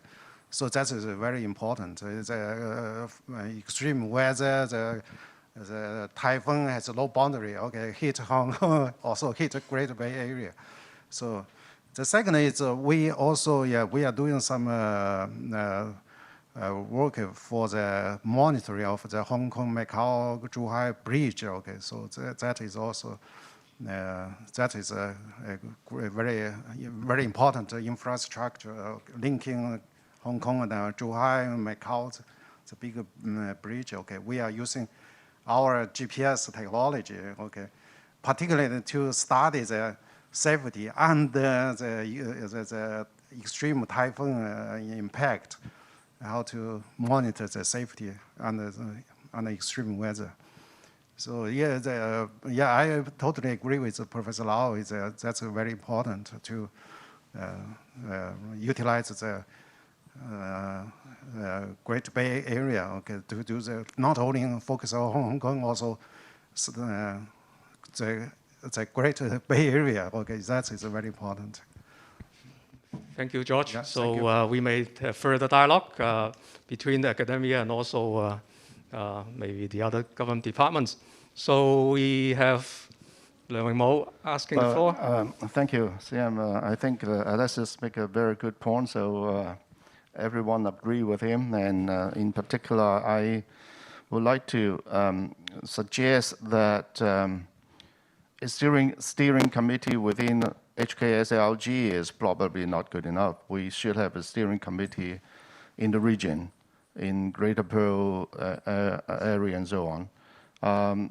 I personally is very worried about the possibility of a drought like what happened in 1963. I mean, for food, we do have different sources of food from all over the world. But for water, it's just Dongjiang. And although we have the desalination plant, but there's only 5% of the water shortages. So I think a high-level coordination body in our region should be set up, and the kind of response actions that could be put in place must be made transparent to all of us. Because for me, I'm worrying, but I have no no solution to that. So I mean, the government has set up 20 billion for climate action, a climate office, but since then I heard nothing from further action. So I mean, this conference, I mean, some of the suggestion of this conference will go to the high level in the government. I hope that it's not just a plan, a roadmap is no good if we do not see any concrete action. I know that individual departments are working very hard, but it seems that everyone is fighting their own war, and we don't have a joined-up sort of government or, I mean, collaboration among the larger areas. Thank you. Yeah. And let's just talk about preparedness. We need resources and so on.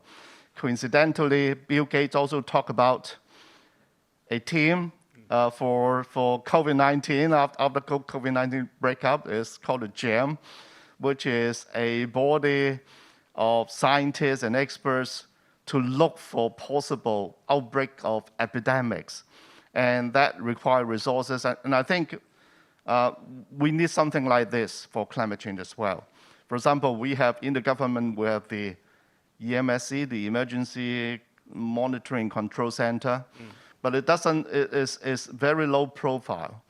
For many situations, many disasters-like situation in Hong Kong, I don't see any government officials from that body, EMSC, talking to the public, explaining what we need to do. So I think that body needs to be revamped. Besides administrative staff, we need strong support from technical, engineering, professional, and also scientific communities to make that control center really, really function. Thank you. So you are suggesting something like a FEMA of the US? Yeah. Thank you. Point taken. Yeah. I hope somebody will take these notes for me. Professor REN Chao? Yeah, actually, I want to ask a question following by, inspired by Professor Alexis Lau. It seems today, I think most government officials from different departments reports their progress, their response to the individual, this kind of extreme weather situation, and what is their action plan.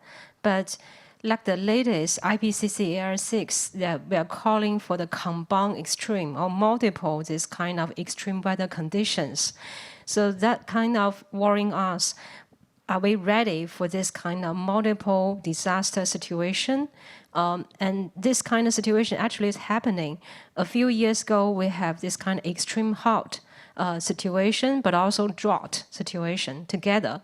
And so that means for the different departments, are they ready for this kind of multiple disaster? Are they prepared for this kind of multiple extreme conditions? What's their plan? Right. So in the WMO meteorological world, we are talking about multi-hazard. And of course, Europe, you've already pointed out, we have heat wave, we have drought.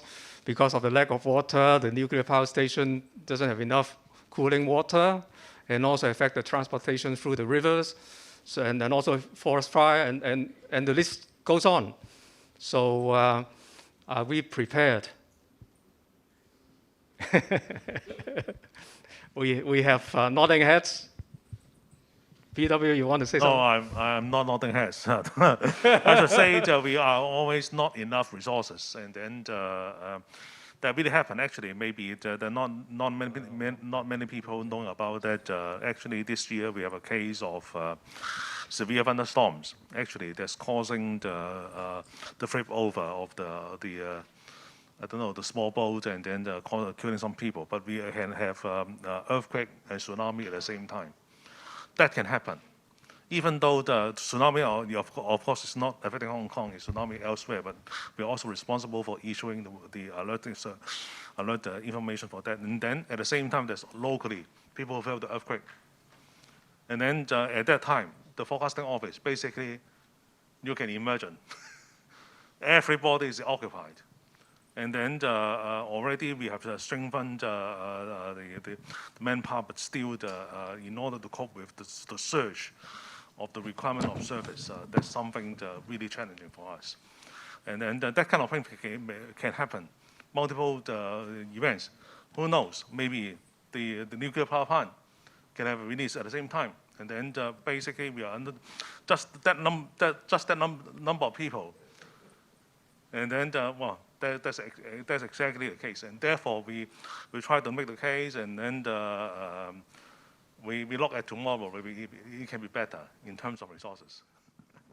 So we fully support the observatory to get more resources, especially the new building that KK asked this morning. I hope it will be proceed. That's another story. That's another story. Yeah, I know. So,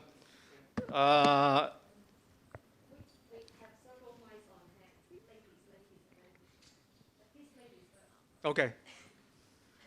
Hi, thank you. My name is Chin Chin, and I'm a town planner by practice. I was also one of the youth who just attended the COP27 event. Right, and so I would like to, first of all, thank you for all the speakers, and I want to refer back first to Professor Lau's question to the GBA and also the gentleman there on perhaps we need a steering committee at a high level or regional level. And I completely agree, because we have, and I agree on how we are doing separate things with individual agenda, but we need a regional collaboration and a document or assessments even to really push and to have a resilience plan together. We need that connection from the bigger national plan and in between regional one, GBA perhaps, or other regions, and to a local one. So I think those gaps are still missing, and I agree maybe that's up for discussion later. But also I want to ask some other questions, like talking about climate resilience studies or assessments. I was quite impressed with what Mr. Lee from the Airport Authority shared. I thought their study was quite in-depth, and I'm impressed of how they used the highest prediction. And I think I want to ask whether you think other organizations would need to do that, and most importantly, the government as a whole, because we have the CEDD Coastal Hazard Report, but those are only focused on some residential coastal risk aspects and are left out of a lot of other risks. Again, we are individually doing a lot of landslide studies or heat, as Dr. REN Chao mentioned. Do we need a bigger overall risk assessment in the city for all, once and for all together?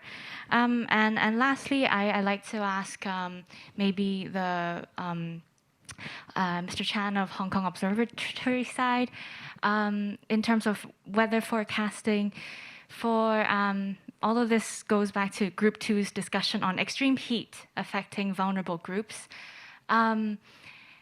We can predict, we can announce heat and have warning levels overall for Hong Kong, but how can we address the issues of like climate justice for areas in Sam Shui Po or Yau Jin Wang, where there are a lot of high-risk people living in subdivided units? How can our, I guess, warning system help those people in particular, because they may feel heat much more than me? I live in Sai Kung. There's a big difference. So how can we address that? Do we need to develop a new system for them, or any thoughts or any things that the observatory is planning? Thank you. Sorry, that was quite a few questions. So I get at the first one, you expressed your consent on our view about the request for a regional cooperation group, steering committee, perhaps. The second question is actually also, you also read my mind.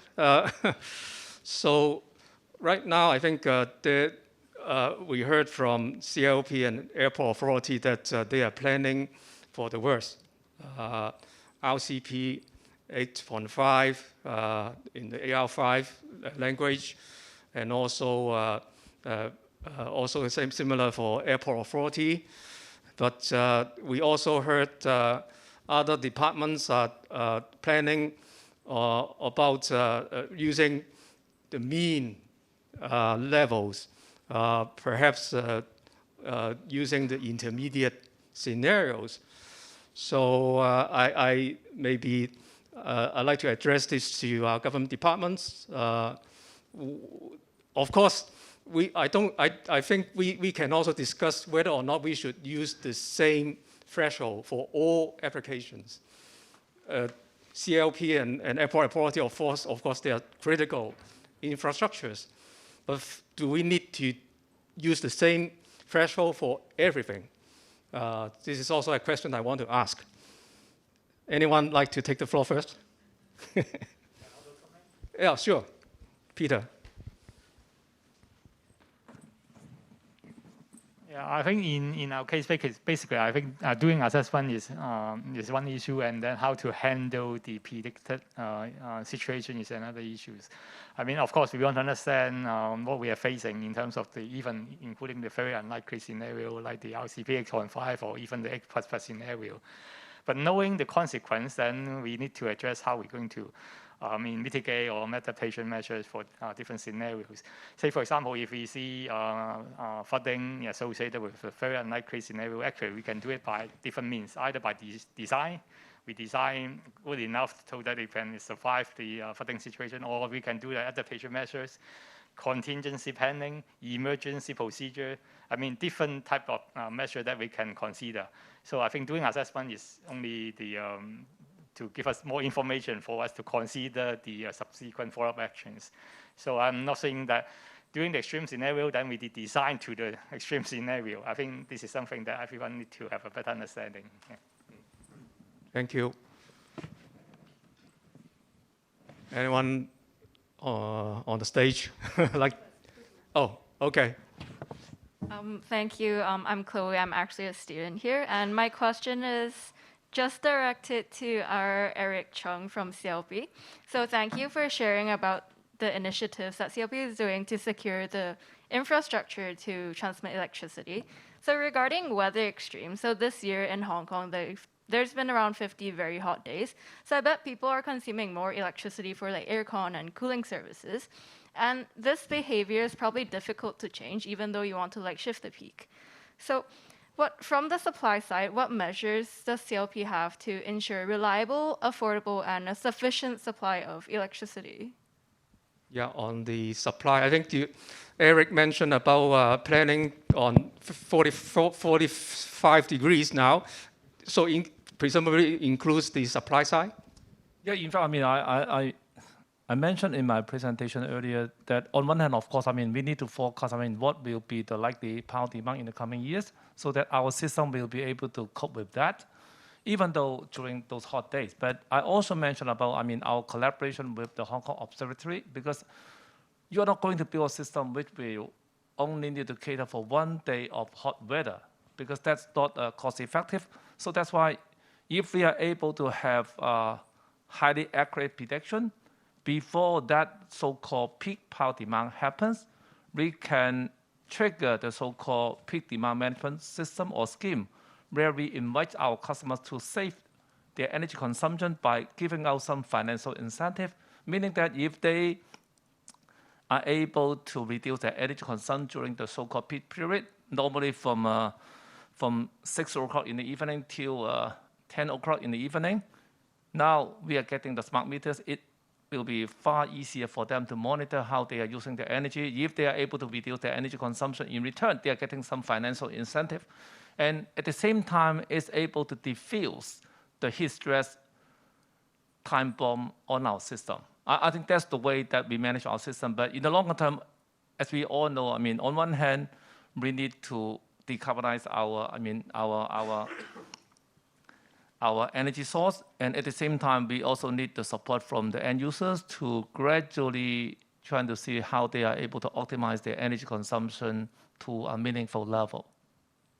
So it's a way of engaging the customers or the community to get them involved in this response, in this adaptation. So I think, I don't know, I can't speak for the government, but maybe this is this also is a good concept that we may further explore how to scale up. I think still the question is scaling up. Yeah. One more thing I want to supplement about CM mentioning about our setting of the equipment standard from 40 degrees to 45 degrees. I think that's a hard question.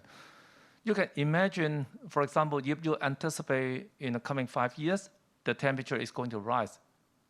And then there's a chance that your equipment may not be able to work effectively. But are you going to replace all your equipment? That can be extremely costly.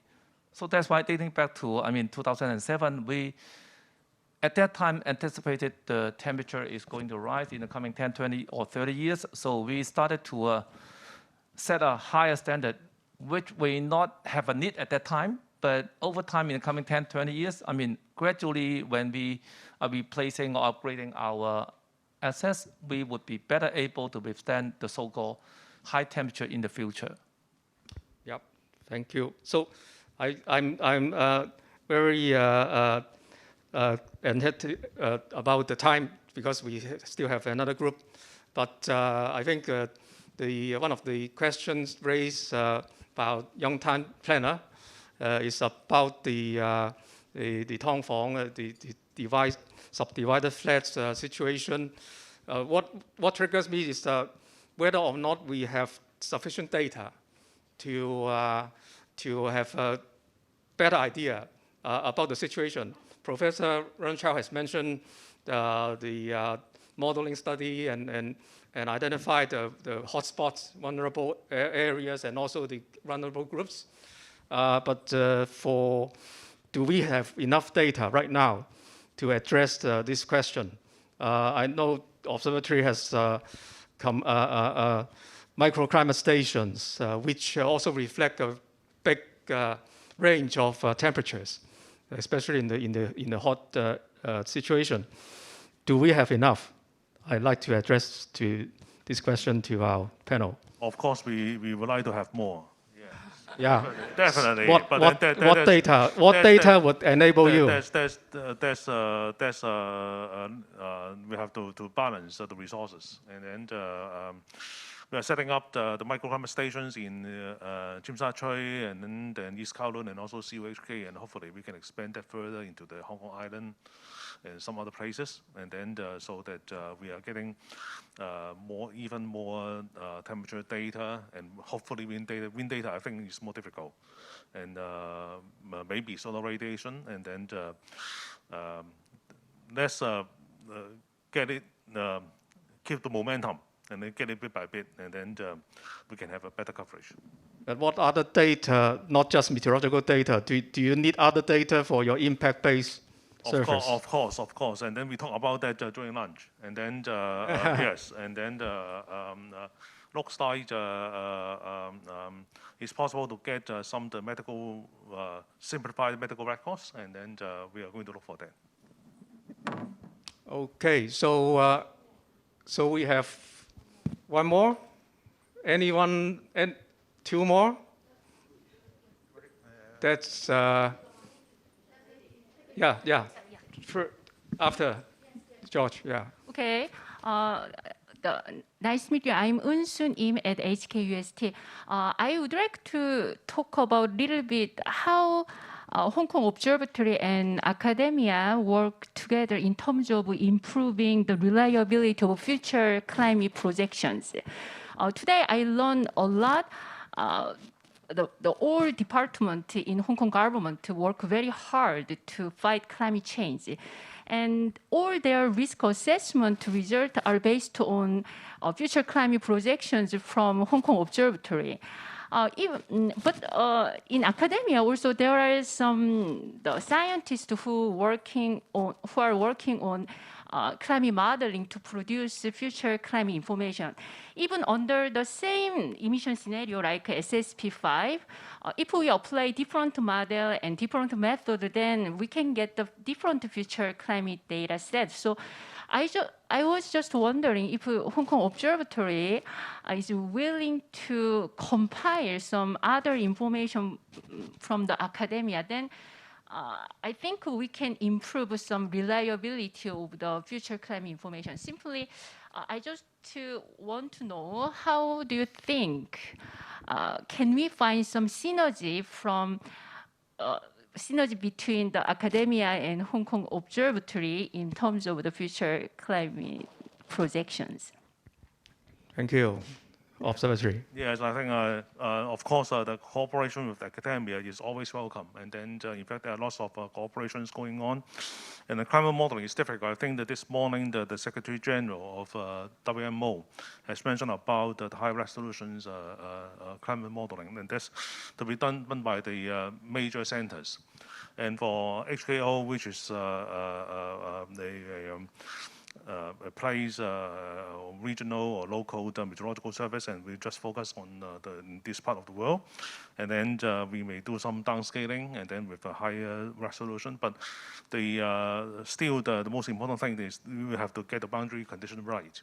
We have to get the global model with sufficiently good resolution, and also the physics are correct.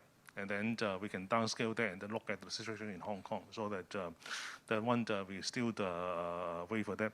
In fact, if it's possible, just a few words, I'd like to respond to Professor Lau's inspiring talk. And in fact, he mentioned about not just the primary, but also the secondary and the tertiary risks. But I should say, even for the primary, it's not well known. We have the problem of that autumn typhoon in these few years, especially for this year. If you permit me, I can talk about the story. It's an extremely difficult situation. And then you can still see that even the best, so-called the best models in the world are not doing well in this case. So that's the reason we have to consider as many ensemble members if possible, not only single method and single model. No. Yes. It's a long story. I'm not going to tell about the details I think now. You can further exchange afterwards. Further exchange. And the only thing I'd like to say is that even the global scale is not doing well. And then that's the challenge, because we really have to rely on that. Yeah. So may I invite George to have the last question just for now, because later on you can also raise questions. Not a question, it's a comment. Sorry, George is it's a suggestion. The last. Okay. Today's meeting or conference, we have a lot of government officials and university, academia. I think in order to increase the awareness of the public, in those say popular tourist places like J-Z, just P.W. Chen mentioned, can we set up some, say, thermometer, to very big one, show today's temperature, is 40 degrees, like that, and then to increase the public awareness, the Earth is warming, so. So the very big ones, the people can see, easily, and the people can know every day is changing the temperature. Thank you, George. So something for observatory to consider: outreach on climate information and increase awareness. So I think we need to give time to the second group now, and thank you very much for the government departments and also CLP and Airport Authority. So now may I invite KK and the rest of the HEAT group to come on stage. And of course, we don't need to limit ourselves to HEAT only, but the things are all interrelated. So now, may I also open the floor if you have any, yeah. Good afternoon, and thank you for the invitation by the former director, and also the presentation of all the professionals. As a simple resident in Hong Kong, what is any amendment which is besides of the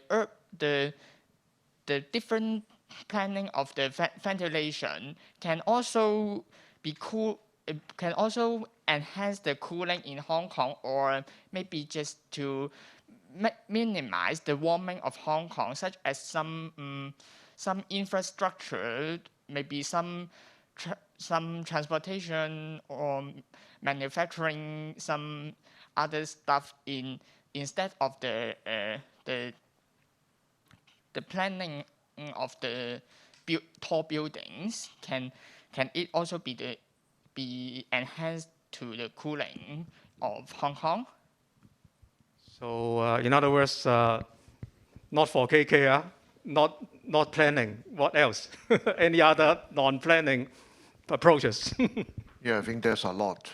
Actually, that's the purpose of this whole conference, to explore all the possibilities. And when you talk about a building, of course, definitely we need to go for the so-called green building approach to reduce as much as possible energy consumption by the buildings. And that's another very complicated field we need to explore. And actually, Hong Kong are doing quite well. And there are a lot of effort work on this approach. Yeah, KK actually, again, reminds me about a question that during my presentation for the Professional Green Building Council I think last month. The question was whether it's more important in green building ways or the urban planning way. I don't know, Joel, do you have an answer or further thoughts about this? Perhaps both ways are needed. Yeah. Well, if you like, yes. Yeah. Actually, this to achieve a better urban climate, it can't be just a single discipline effort. I think as what KK said. So planning is one thing, but the urban design and also architectural design is also another thing, because you need to design the built environment, including the building, and also how the building are grouping in a way to enhance natural ventilation and natural daylight. And then another aspect is engineering input.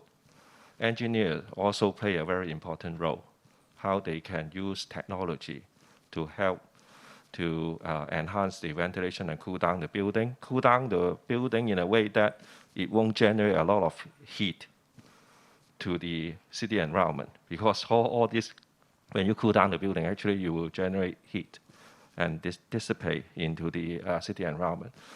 So it's a complicated subject, but I agree with KK that Hong Kong actually is doing quite well. And we are quite advanced in that aspect. And we have our own, not many cities has our own green building certification system, but we have a very good green building certification system, which is very developed now. So I think on this aspect, we are quite good. But can I also ask a question? Sure. So now our Green Building Council actually joined this event first time. So I apologize that I don't know too much about the background. I didn't join this morning's session. So I just curious, in the supporting organization, I didn't see one of the major stakeholders in terms of resilience is the hospital authority. So now they actually design all the building themselves. They are not designing, it's not HKSD designing for them now, they design their own building. But my experience is participate in other part of the world, meeting other world's architects, other cities' architects. They actually, the design of the hospital and all these community facilities is very, very important in catering for situations of emergency and disaster.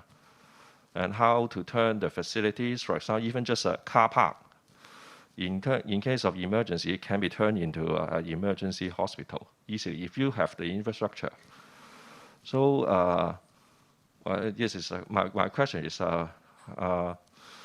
if this conference, we are making recommendations to the government, then one suggestion is we have to involve them as also one of the major stakeholder.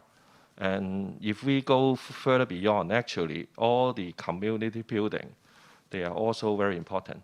Just like in Japan, I also see a lot of example in Japan. The community building design in Hong Kong is by LCSD. They are actually equipped with a lot of things that can cater for emergency situation.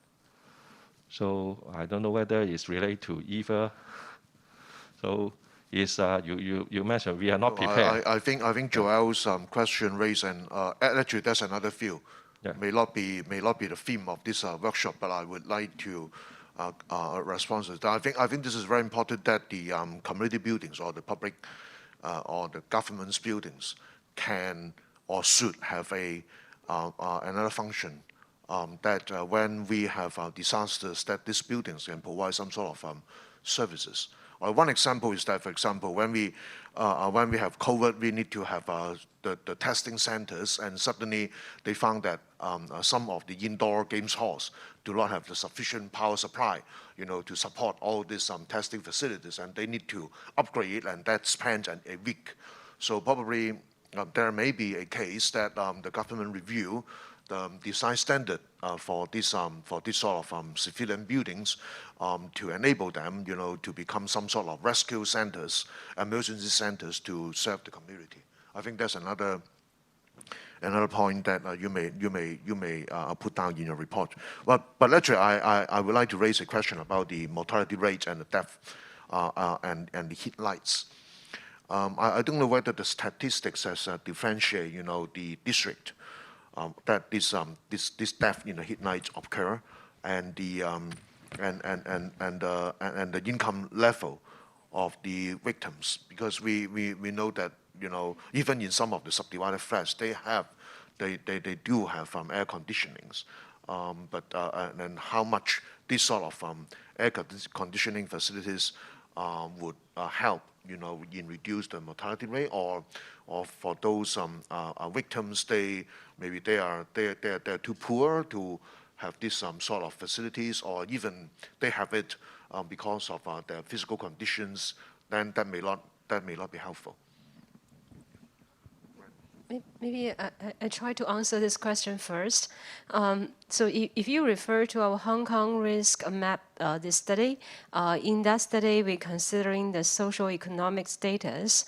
We collect the data from the Census Survey Department, including the household income, whether they live alone or they have family members, and what is the economic status, and there are several this kind of elements of the socio-economic factors we are considering.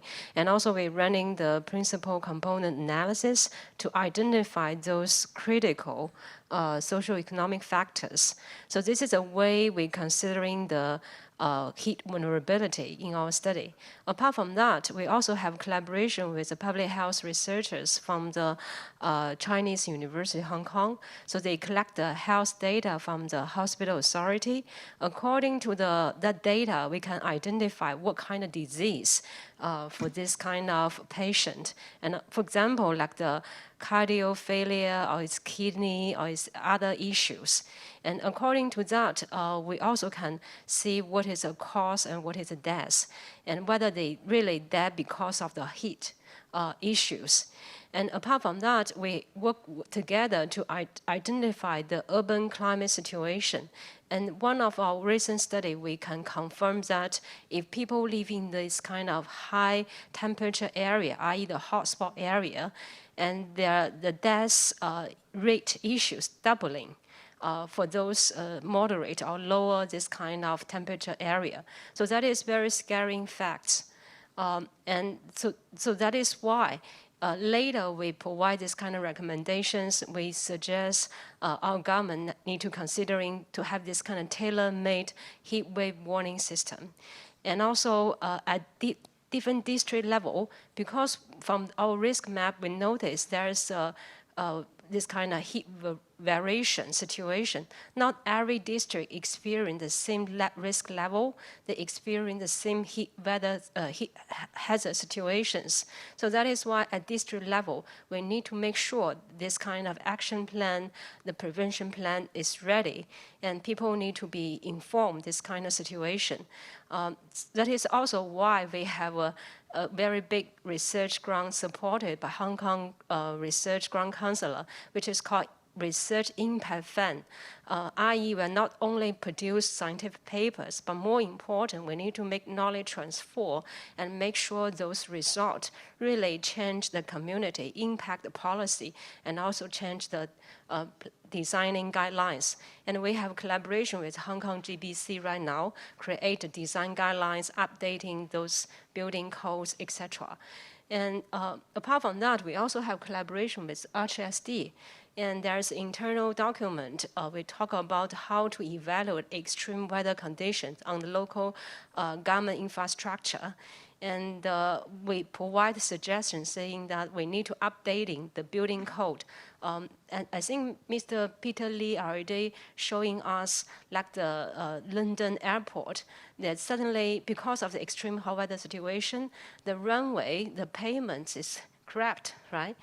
And yeah, so in Hong Kong, we're probably facing the similar situations, and because of this kind of extreme weather situation. But the question is whether we are ready for that, and what is our plan, what is our solution to that? Okay, I would like to further echo Professor REN Chao's comment. Totally agree with her that indeed heat-related illness, especially heat stroke, is something that can be prevented. Okay, through some infrastructure, some policies, some education, etc. And the thing is, we need to identify who are at risk. Okay, for example, those people in the construction site outside in the hiking. Okay, this is very obvious. But the elderly people are the group of people that we usually easily neglect. And when they suffer from heat-related illness or heat stroke, they do not need to run. They just stay in the room. Okay, and then they will get a heat stroke. To share with you an experience, a few months ago, I managed a lady, an old lady, who is indeed living in a subrented building, subrented room without air conditioner. Okay, and that's a very hot summer. I'm not sure whether it is July or August. Coming with her son, and then suffer from low blood pressure and also very high body temperature. So clinically, that should be heat stroke. Okay. But indeed, fever or infection causing the high fever and change in the blood pressure is more common. So eventually, the patient was admitted to intensive care unit. Okay, undergoing a lot of investigation thanks to our science. Okay, a lot of them are sophisticated and also invasive, and find no source of infection. And the outcome and the diagnosis is heat-related or heat stroke. So the lesson learned is, first of all, if we can prevent that happen, okay, that can save a life, and also save a lot of resources and save our hospital bed. Okay, you know, in view of the aging population, okay, and also the COVID. Okay, so the supply of the hospital bed and hospital resources, we have to treasure it. We have to use it judiciously.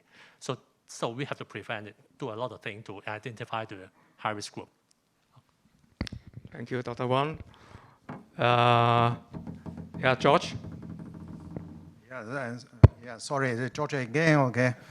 Yeah, just following the story, okay, from this panel member, I'm thinking, okay, so when the urban heat, the extreme heat, okay, occurs, can that be defined as a disaster, like say earthquake and disaster, okay, and then the government can open some facilities, okay, to accommodate those people in need, okay, in subdivision rooms, okay. That's my question and also suggestion. Actually, every time when Hong Kong Observatory put this kind of extreme hot weather learning, the local community center will be open to let people in. But unfortunately, according to our study, we map out the heat risk, those hotspot area, and also we map out those facilities like this kind of community center. So some districts are mismatched. So that is a problem. And so that is why this year we have a news press release and mentioning that the government really need to considering how to provide this kind of facility to tailor-made this kind of hotspot situation. Yeah.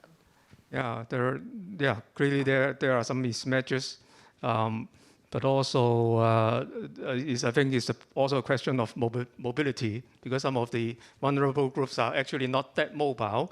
I think the philosophy of the government has been that we provide an air-conditioned facility for accommodating these people, but whether or not they are able to go there and be protected, I think this is also, a community resilience issue, right, Eva?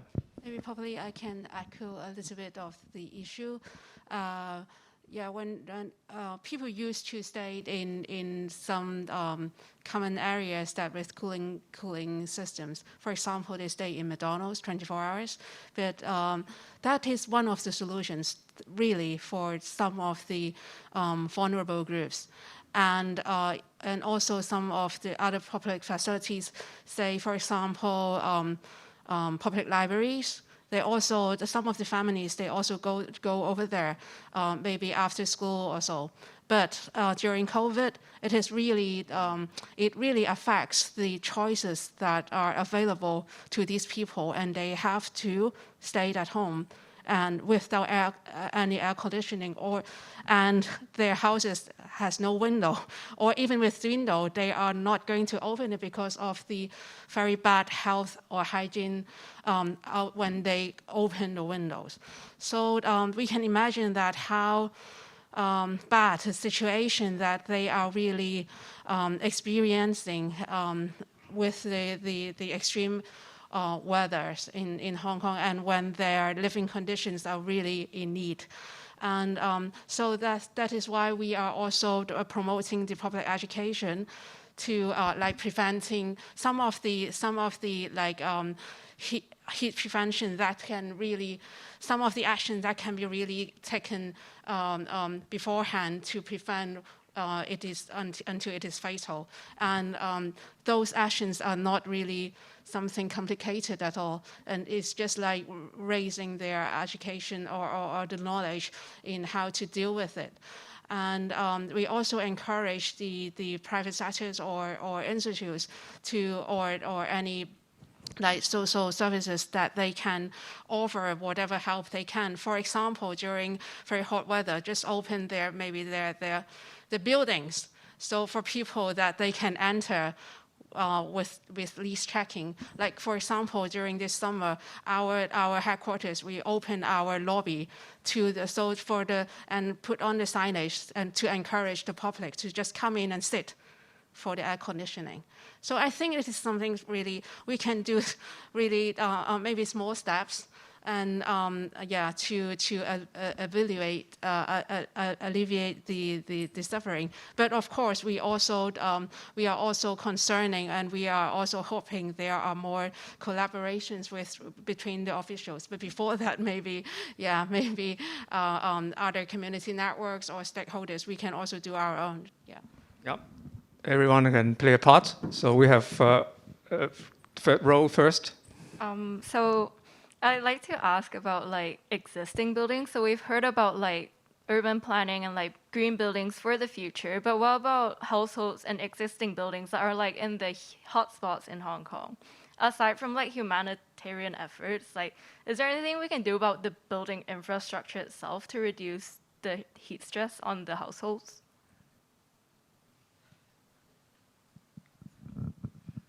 Okay. Thank you for your question. I think we know, if we want to understanding so-called urban overheating, actually there are several levels. how we create a healthy city or cooling city at entire city level. For example, Dr. Ling already provided this kind of cooling in Hong Kong situation from the urban design, from planning perspective, right? But now how we deal with those existed old building, right? And there are multiple this kind of design measures. One of the local studies showing that if you can shelter your building facade, you already can mitigate certain temperature degrees for indoors, i.e. you provide this kind of shadow situation and cool down the building facade. The indoor situation is getting slightly better. And also make sure you open the window, create this kind of cross ventilation, also can benefit indoor situations a lot. Yeah, so there are several multiple situations, multiple choices for this kind of mitigation measures. One of my colleagues at Hong Kong U, he's creating this kind of cooling painting, cooling materials. If you paint this kind of new materials on the window, they also can cooling down certain kind of degrees indoors. So there are multiple measures. Yeah. Yes, I'd like to echo REN Chao's this point and reflect that even my apartment, I have not many windows in my apartment. And also, I noticed that even in some new apartments, there are 0 windows, all glass panels. So I just wonder here, maybe, I don't know if architects could think more about natural ventilation. I think not just our city needs ventilation, but also our apartments and our flats, not subdivided flats as well. So yeah, this is, I think, I think it's getting more and more common. I see the lady with the mic. So good afternoon and thank you. This is Tanya from PolyU. And so my question's actually a little bit further from some of the previous one. First of all, it's like, because I'm also from an architectural background, do we decide, like, what are we supposed to design for? Are we designing for something that happened maybe once in 50 years, 100 years, but great consequences? So at some point, maybe this is not that efficient, it's sometimes in energy or resources, but like we said, it is like big consequences. So this is question one. And then further to that, of course, we have other layers of solution, for example, the soft one, management, etc. But like we said, we always say that Hong Kong, we are doing good, and then we are advanced society. At some point, because we have always protocol, we play by the book, especially the frontline workers. But like we said, with all this unknown, so is it this actually become a disadvantage? Because we always play by the book. So I'm just like saying to, is there any comment? Thank you. Right. I think that is going to be rather philosophical, as in the previous group talking about it is like Peter talked about whether you design to the worst scenario or you design to a reasonable scenario and then make contingency measures when the worst scenario occur, how the system may respond. So when we, in my opinion, when we are talking about design, particularly the design system, actually I always advocate 3 R's. The first R is reliability. So day to day, it will provide that expected functionality. And then the second R is responsiveness. When something occurs, something not the norm, which occurs, then the system can respond, give a reasonable response to it.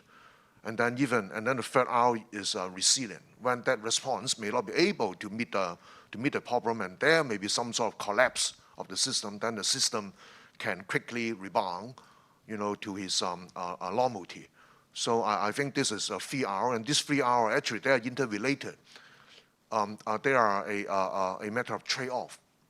Well, if you make the system 100% resilient, then it will be very costly. No one can afford that. So I think after all, we have to, strike a balance. And actually, there's no set definition for that, or no set formula for that. We are trying out. We based on our experience. We based on our collective wisdom, and then make some sort of a decision. And what you talk about the protocol, that's the current enforcing standard. And standard is a standard. You may consider that is a minimum requirement. That's of course you may design a little bit above the standard, and then anything there's a cost. So how much the cost the community would like to pay to prepare for some incident which may occur, at a very low probability. But of course, when it occurs, that may create a lot of impact. So again, there's always a trade-off. Going back to your architectural design about windows, cross ventilation. So in my opinion, the cross ventilation of a particular apartment flat nowadays become a luxury. In mainly because we are designing flats smaller and smaller, and with that, that may be only each room or each flat is only single aspect, and therefore cross ventilation is not designed for. Well, I don't know what may be the solution, but that's actually the problem we are facing. So instead of on the one hand, people argue that we need to increase the development intensity of a site. Therefore, the same site can produce more flat. Okay, that may mitigate our short-term demand, but in the longer run, that may not be entirely desirable. But always we have to trade off. The world is not perfect. Yep, and I'd like to add on. You have actually, I think, answered one of the questions for the earlier group about the risk element or the use of threshold. So I tend to agree with you that this is a balance and act. But of course, now I think we also have the need for climate risk assessment, as I think, airport already done it, and also need to disclose it for financial purposes. And I think this is having impetus moving forward for many companies. But I think whether or not it would osmosis down to the community level, I hope that this will happen sooner than later.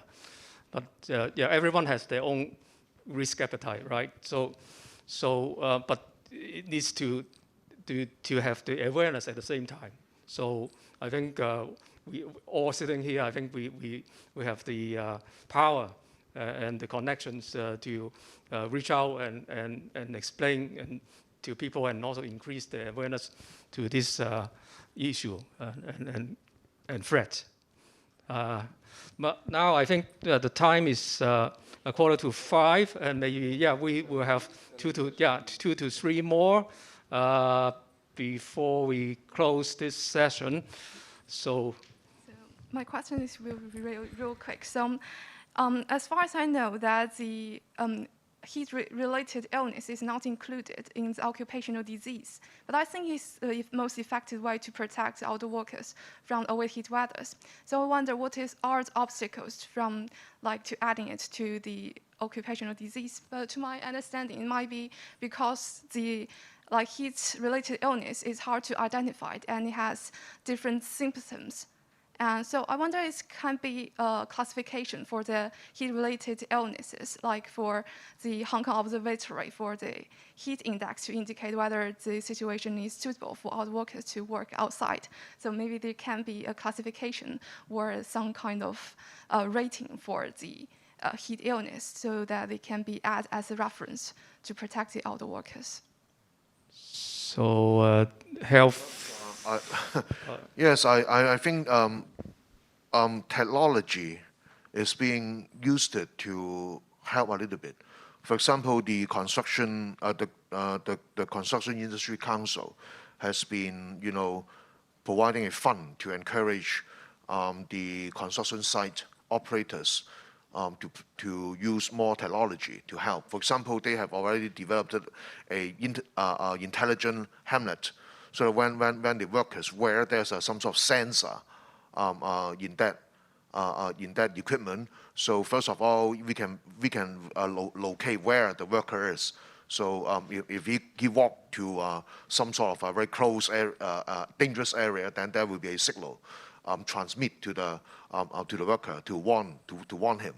And then this sensor system can also collect the physical condition of that worker. For example, his body temperature, his heartbeat, something like that. So so that to warn the workers whether he would have need to drink some more water, take a rest, something like that. And if that sensor spotted that that worker there's no movement for a pretty long for a long period of time, then he may have a problem, and then they'll send people to look for it. So this sort of there are many technology has been using to assist this. Of course, we know that the construction outdoor work is always in a harsh condition. And of course, there should be some sort of a regulation as advocated that when the temperature exceeds a certain degree, then this sort of outdoor work should perhaps stop for a while. Thank you, KK. I think you also have answered one of my earlier questions about what's the data needs.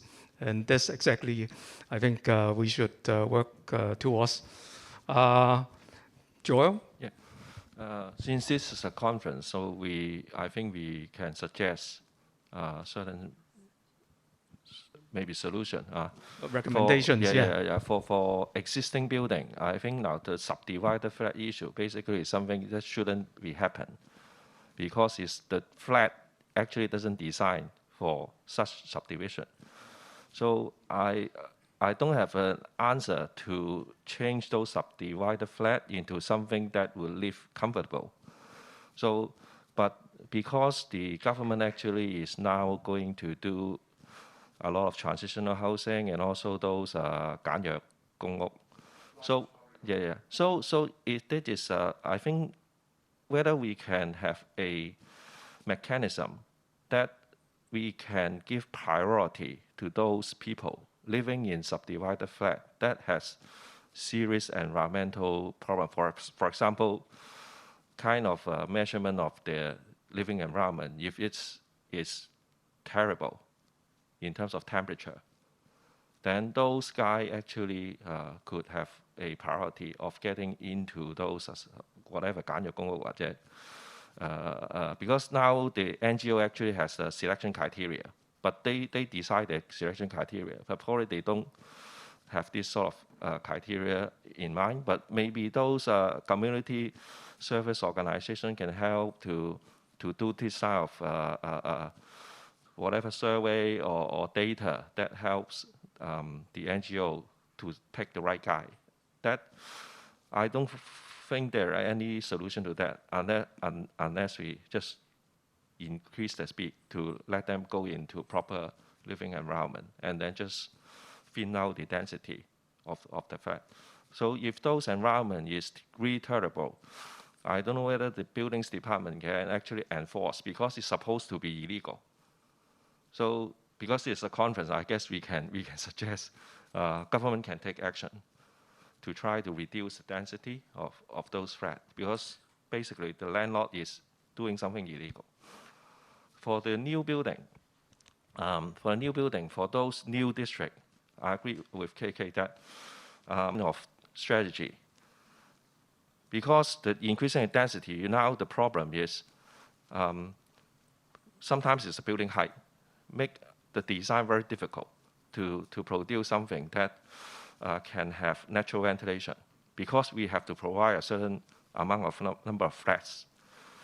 So one way is to, of course, have a better balance of the building height and also the site coverage.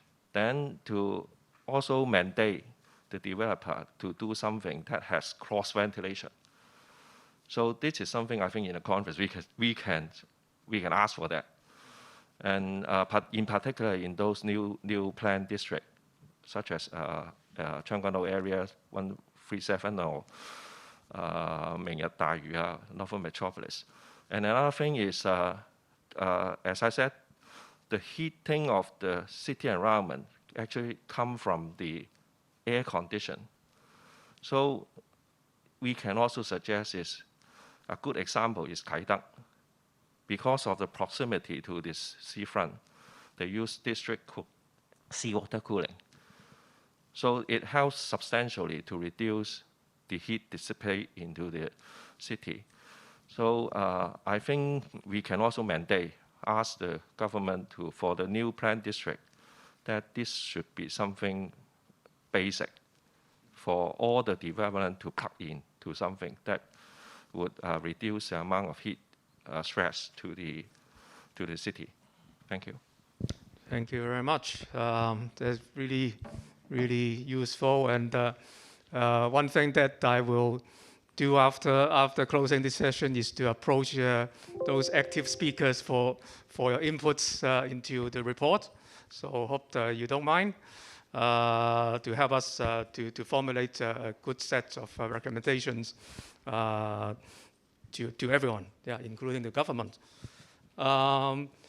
Here, I'm also aware of the time that we are getting close to 5, which is already a little bit overrun compared with our program. But anyone like to have a few last words to share with us before we close it?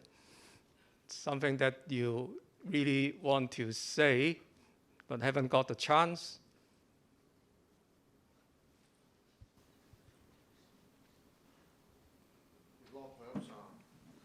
Just last word about because what Joey raises is a very broader housing issue, and when we talk about the subdivided flat people, at the present moment, the transitional housing admit those people who has already on the queuing for the public housing application list at least for 3 years. All right, so that's the key criteria. Actually, you can see that the government spends quite a lot of money to promote the construction of transitional housing, and the builders are mainly the non-government organizations. They do not have the experience of building these houses. All right, in the process, my institute provides some assistance to some of these NGOs, and now the government proposed to develop the light public housing. And actually, the government take back the role of builder, to provide this, I would say, fast-track housing. Mainly, at the end of the day, that will mainly accommodate those people living in the subdivided flats. And if you look at the newspaper, in a few days, there are arguments between whether this light public housing is too expensive, not worth doing that. All right. And some even said that when the government put forward the proposal to apply for public funding, definitely they will veto it. All right, I think the community should pay a little bit more attention on this. All right, whether we count on these dollar signs or we feel the pain point of those people living in a subdivided flat. That's what our members raise about the heat problem, the undesirable problem. And one thing in my when I in the PolyU, my institute actually designed a set of writing desks and chairs, for those kids. They live in subdivided flats because they're short eyesight, poor development of their vertebrae, something like that. So what my argument is that everybody's childhood is very short, and this childhood pass away very fast. So in my opinion, the community should not, afford, these kids, in their childhood, stay in the subdivided flats for too long. So perhaps that is the cost we need to pay, to mitigate the measure. Thank you. And I'm looking at Professor Lau. I don't, because I think he's very passionate about this subject. And to see if you have any last words. My last word is I really thank the whole group staying all the way for a Saturday afternoon with us. So it's really a thanks for all the participation, and particularly for CM's excellent moderation. Yeah, I think this is a topic that we really want to get our students interested, because it's really, they are the group who will help fix a lot of the problem we produce. So, but thanks so much for coming. We hope that we have more and more discussion like this. There's still another day tomorrow for half a day, starting at 9 o'clock in LTJ. But we understand tomorrow's thing may actually be a little bit more technical because it's academic presentation. But you are certainly welcome to join us. But again, thanks so much for coming. We really appreciate your presence. And yeah, so thank you very much for your indulgence, and also the kind hosting and organizing this CARE 2022.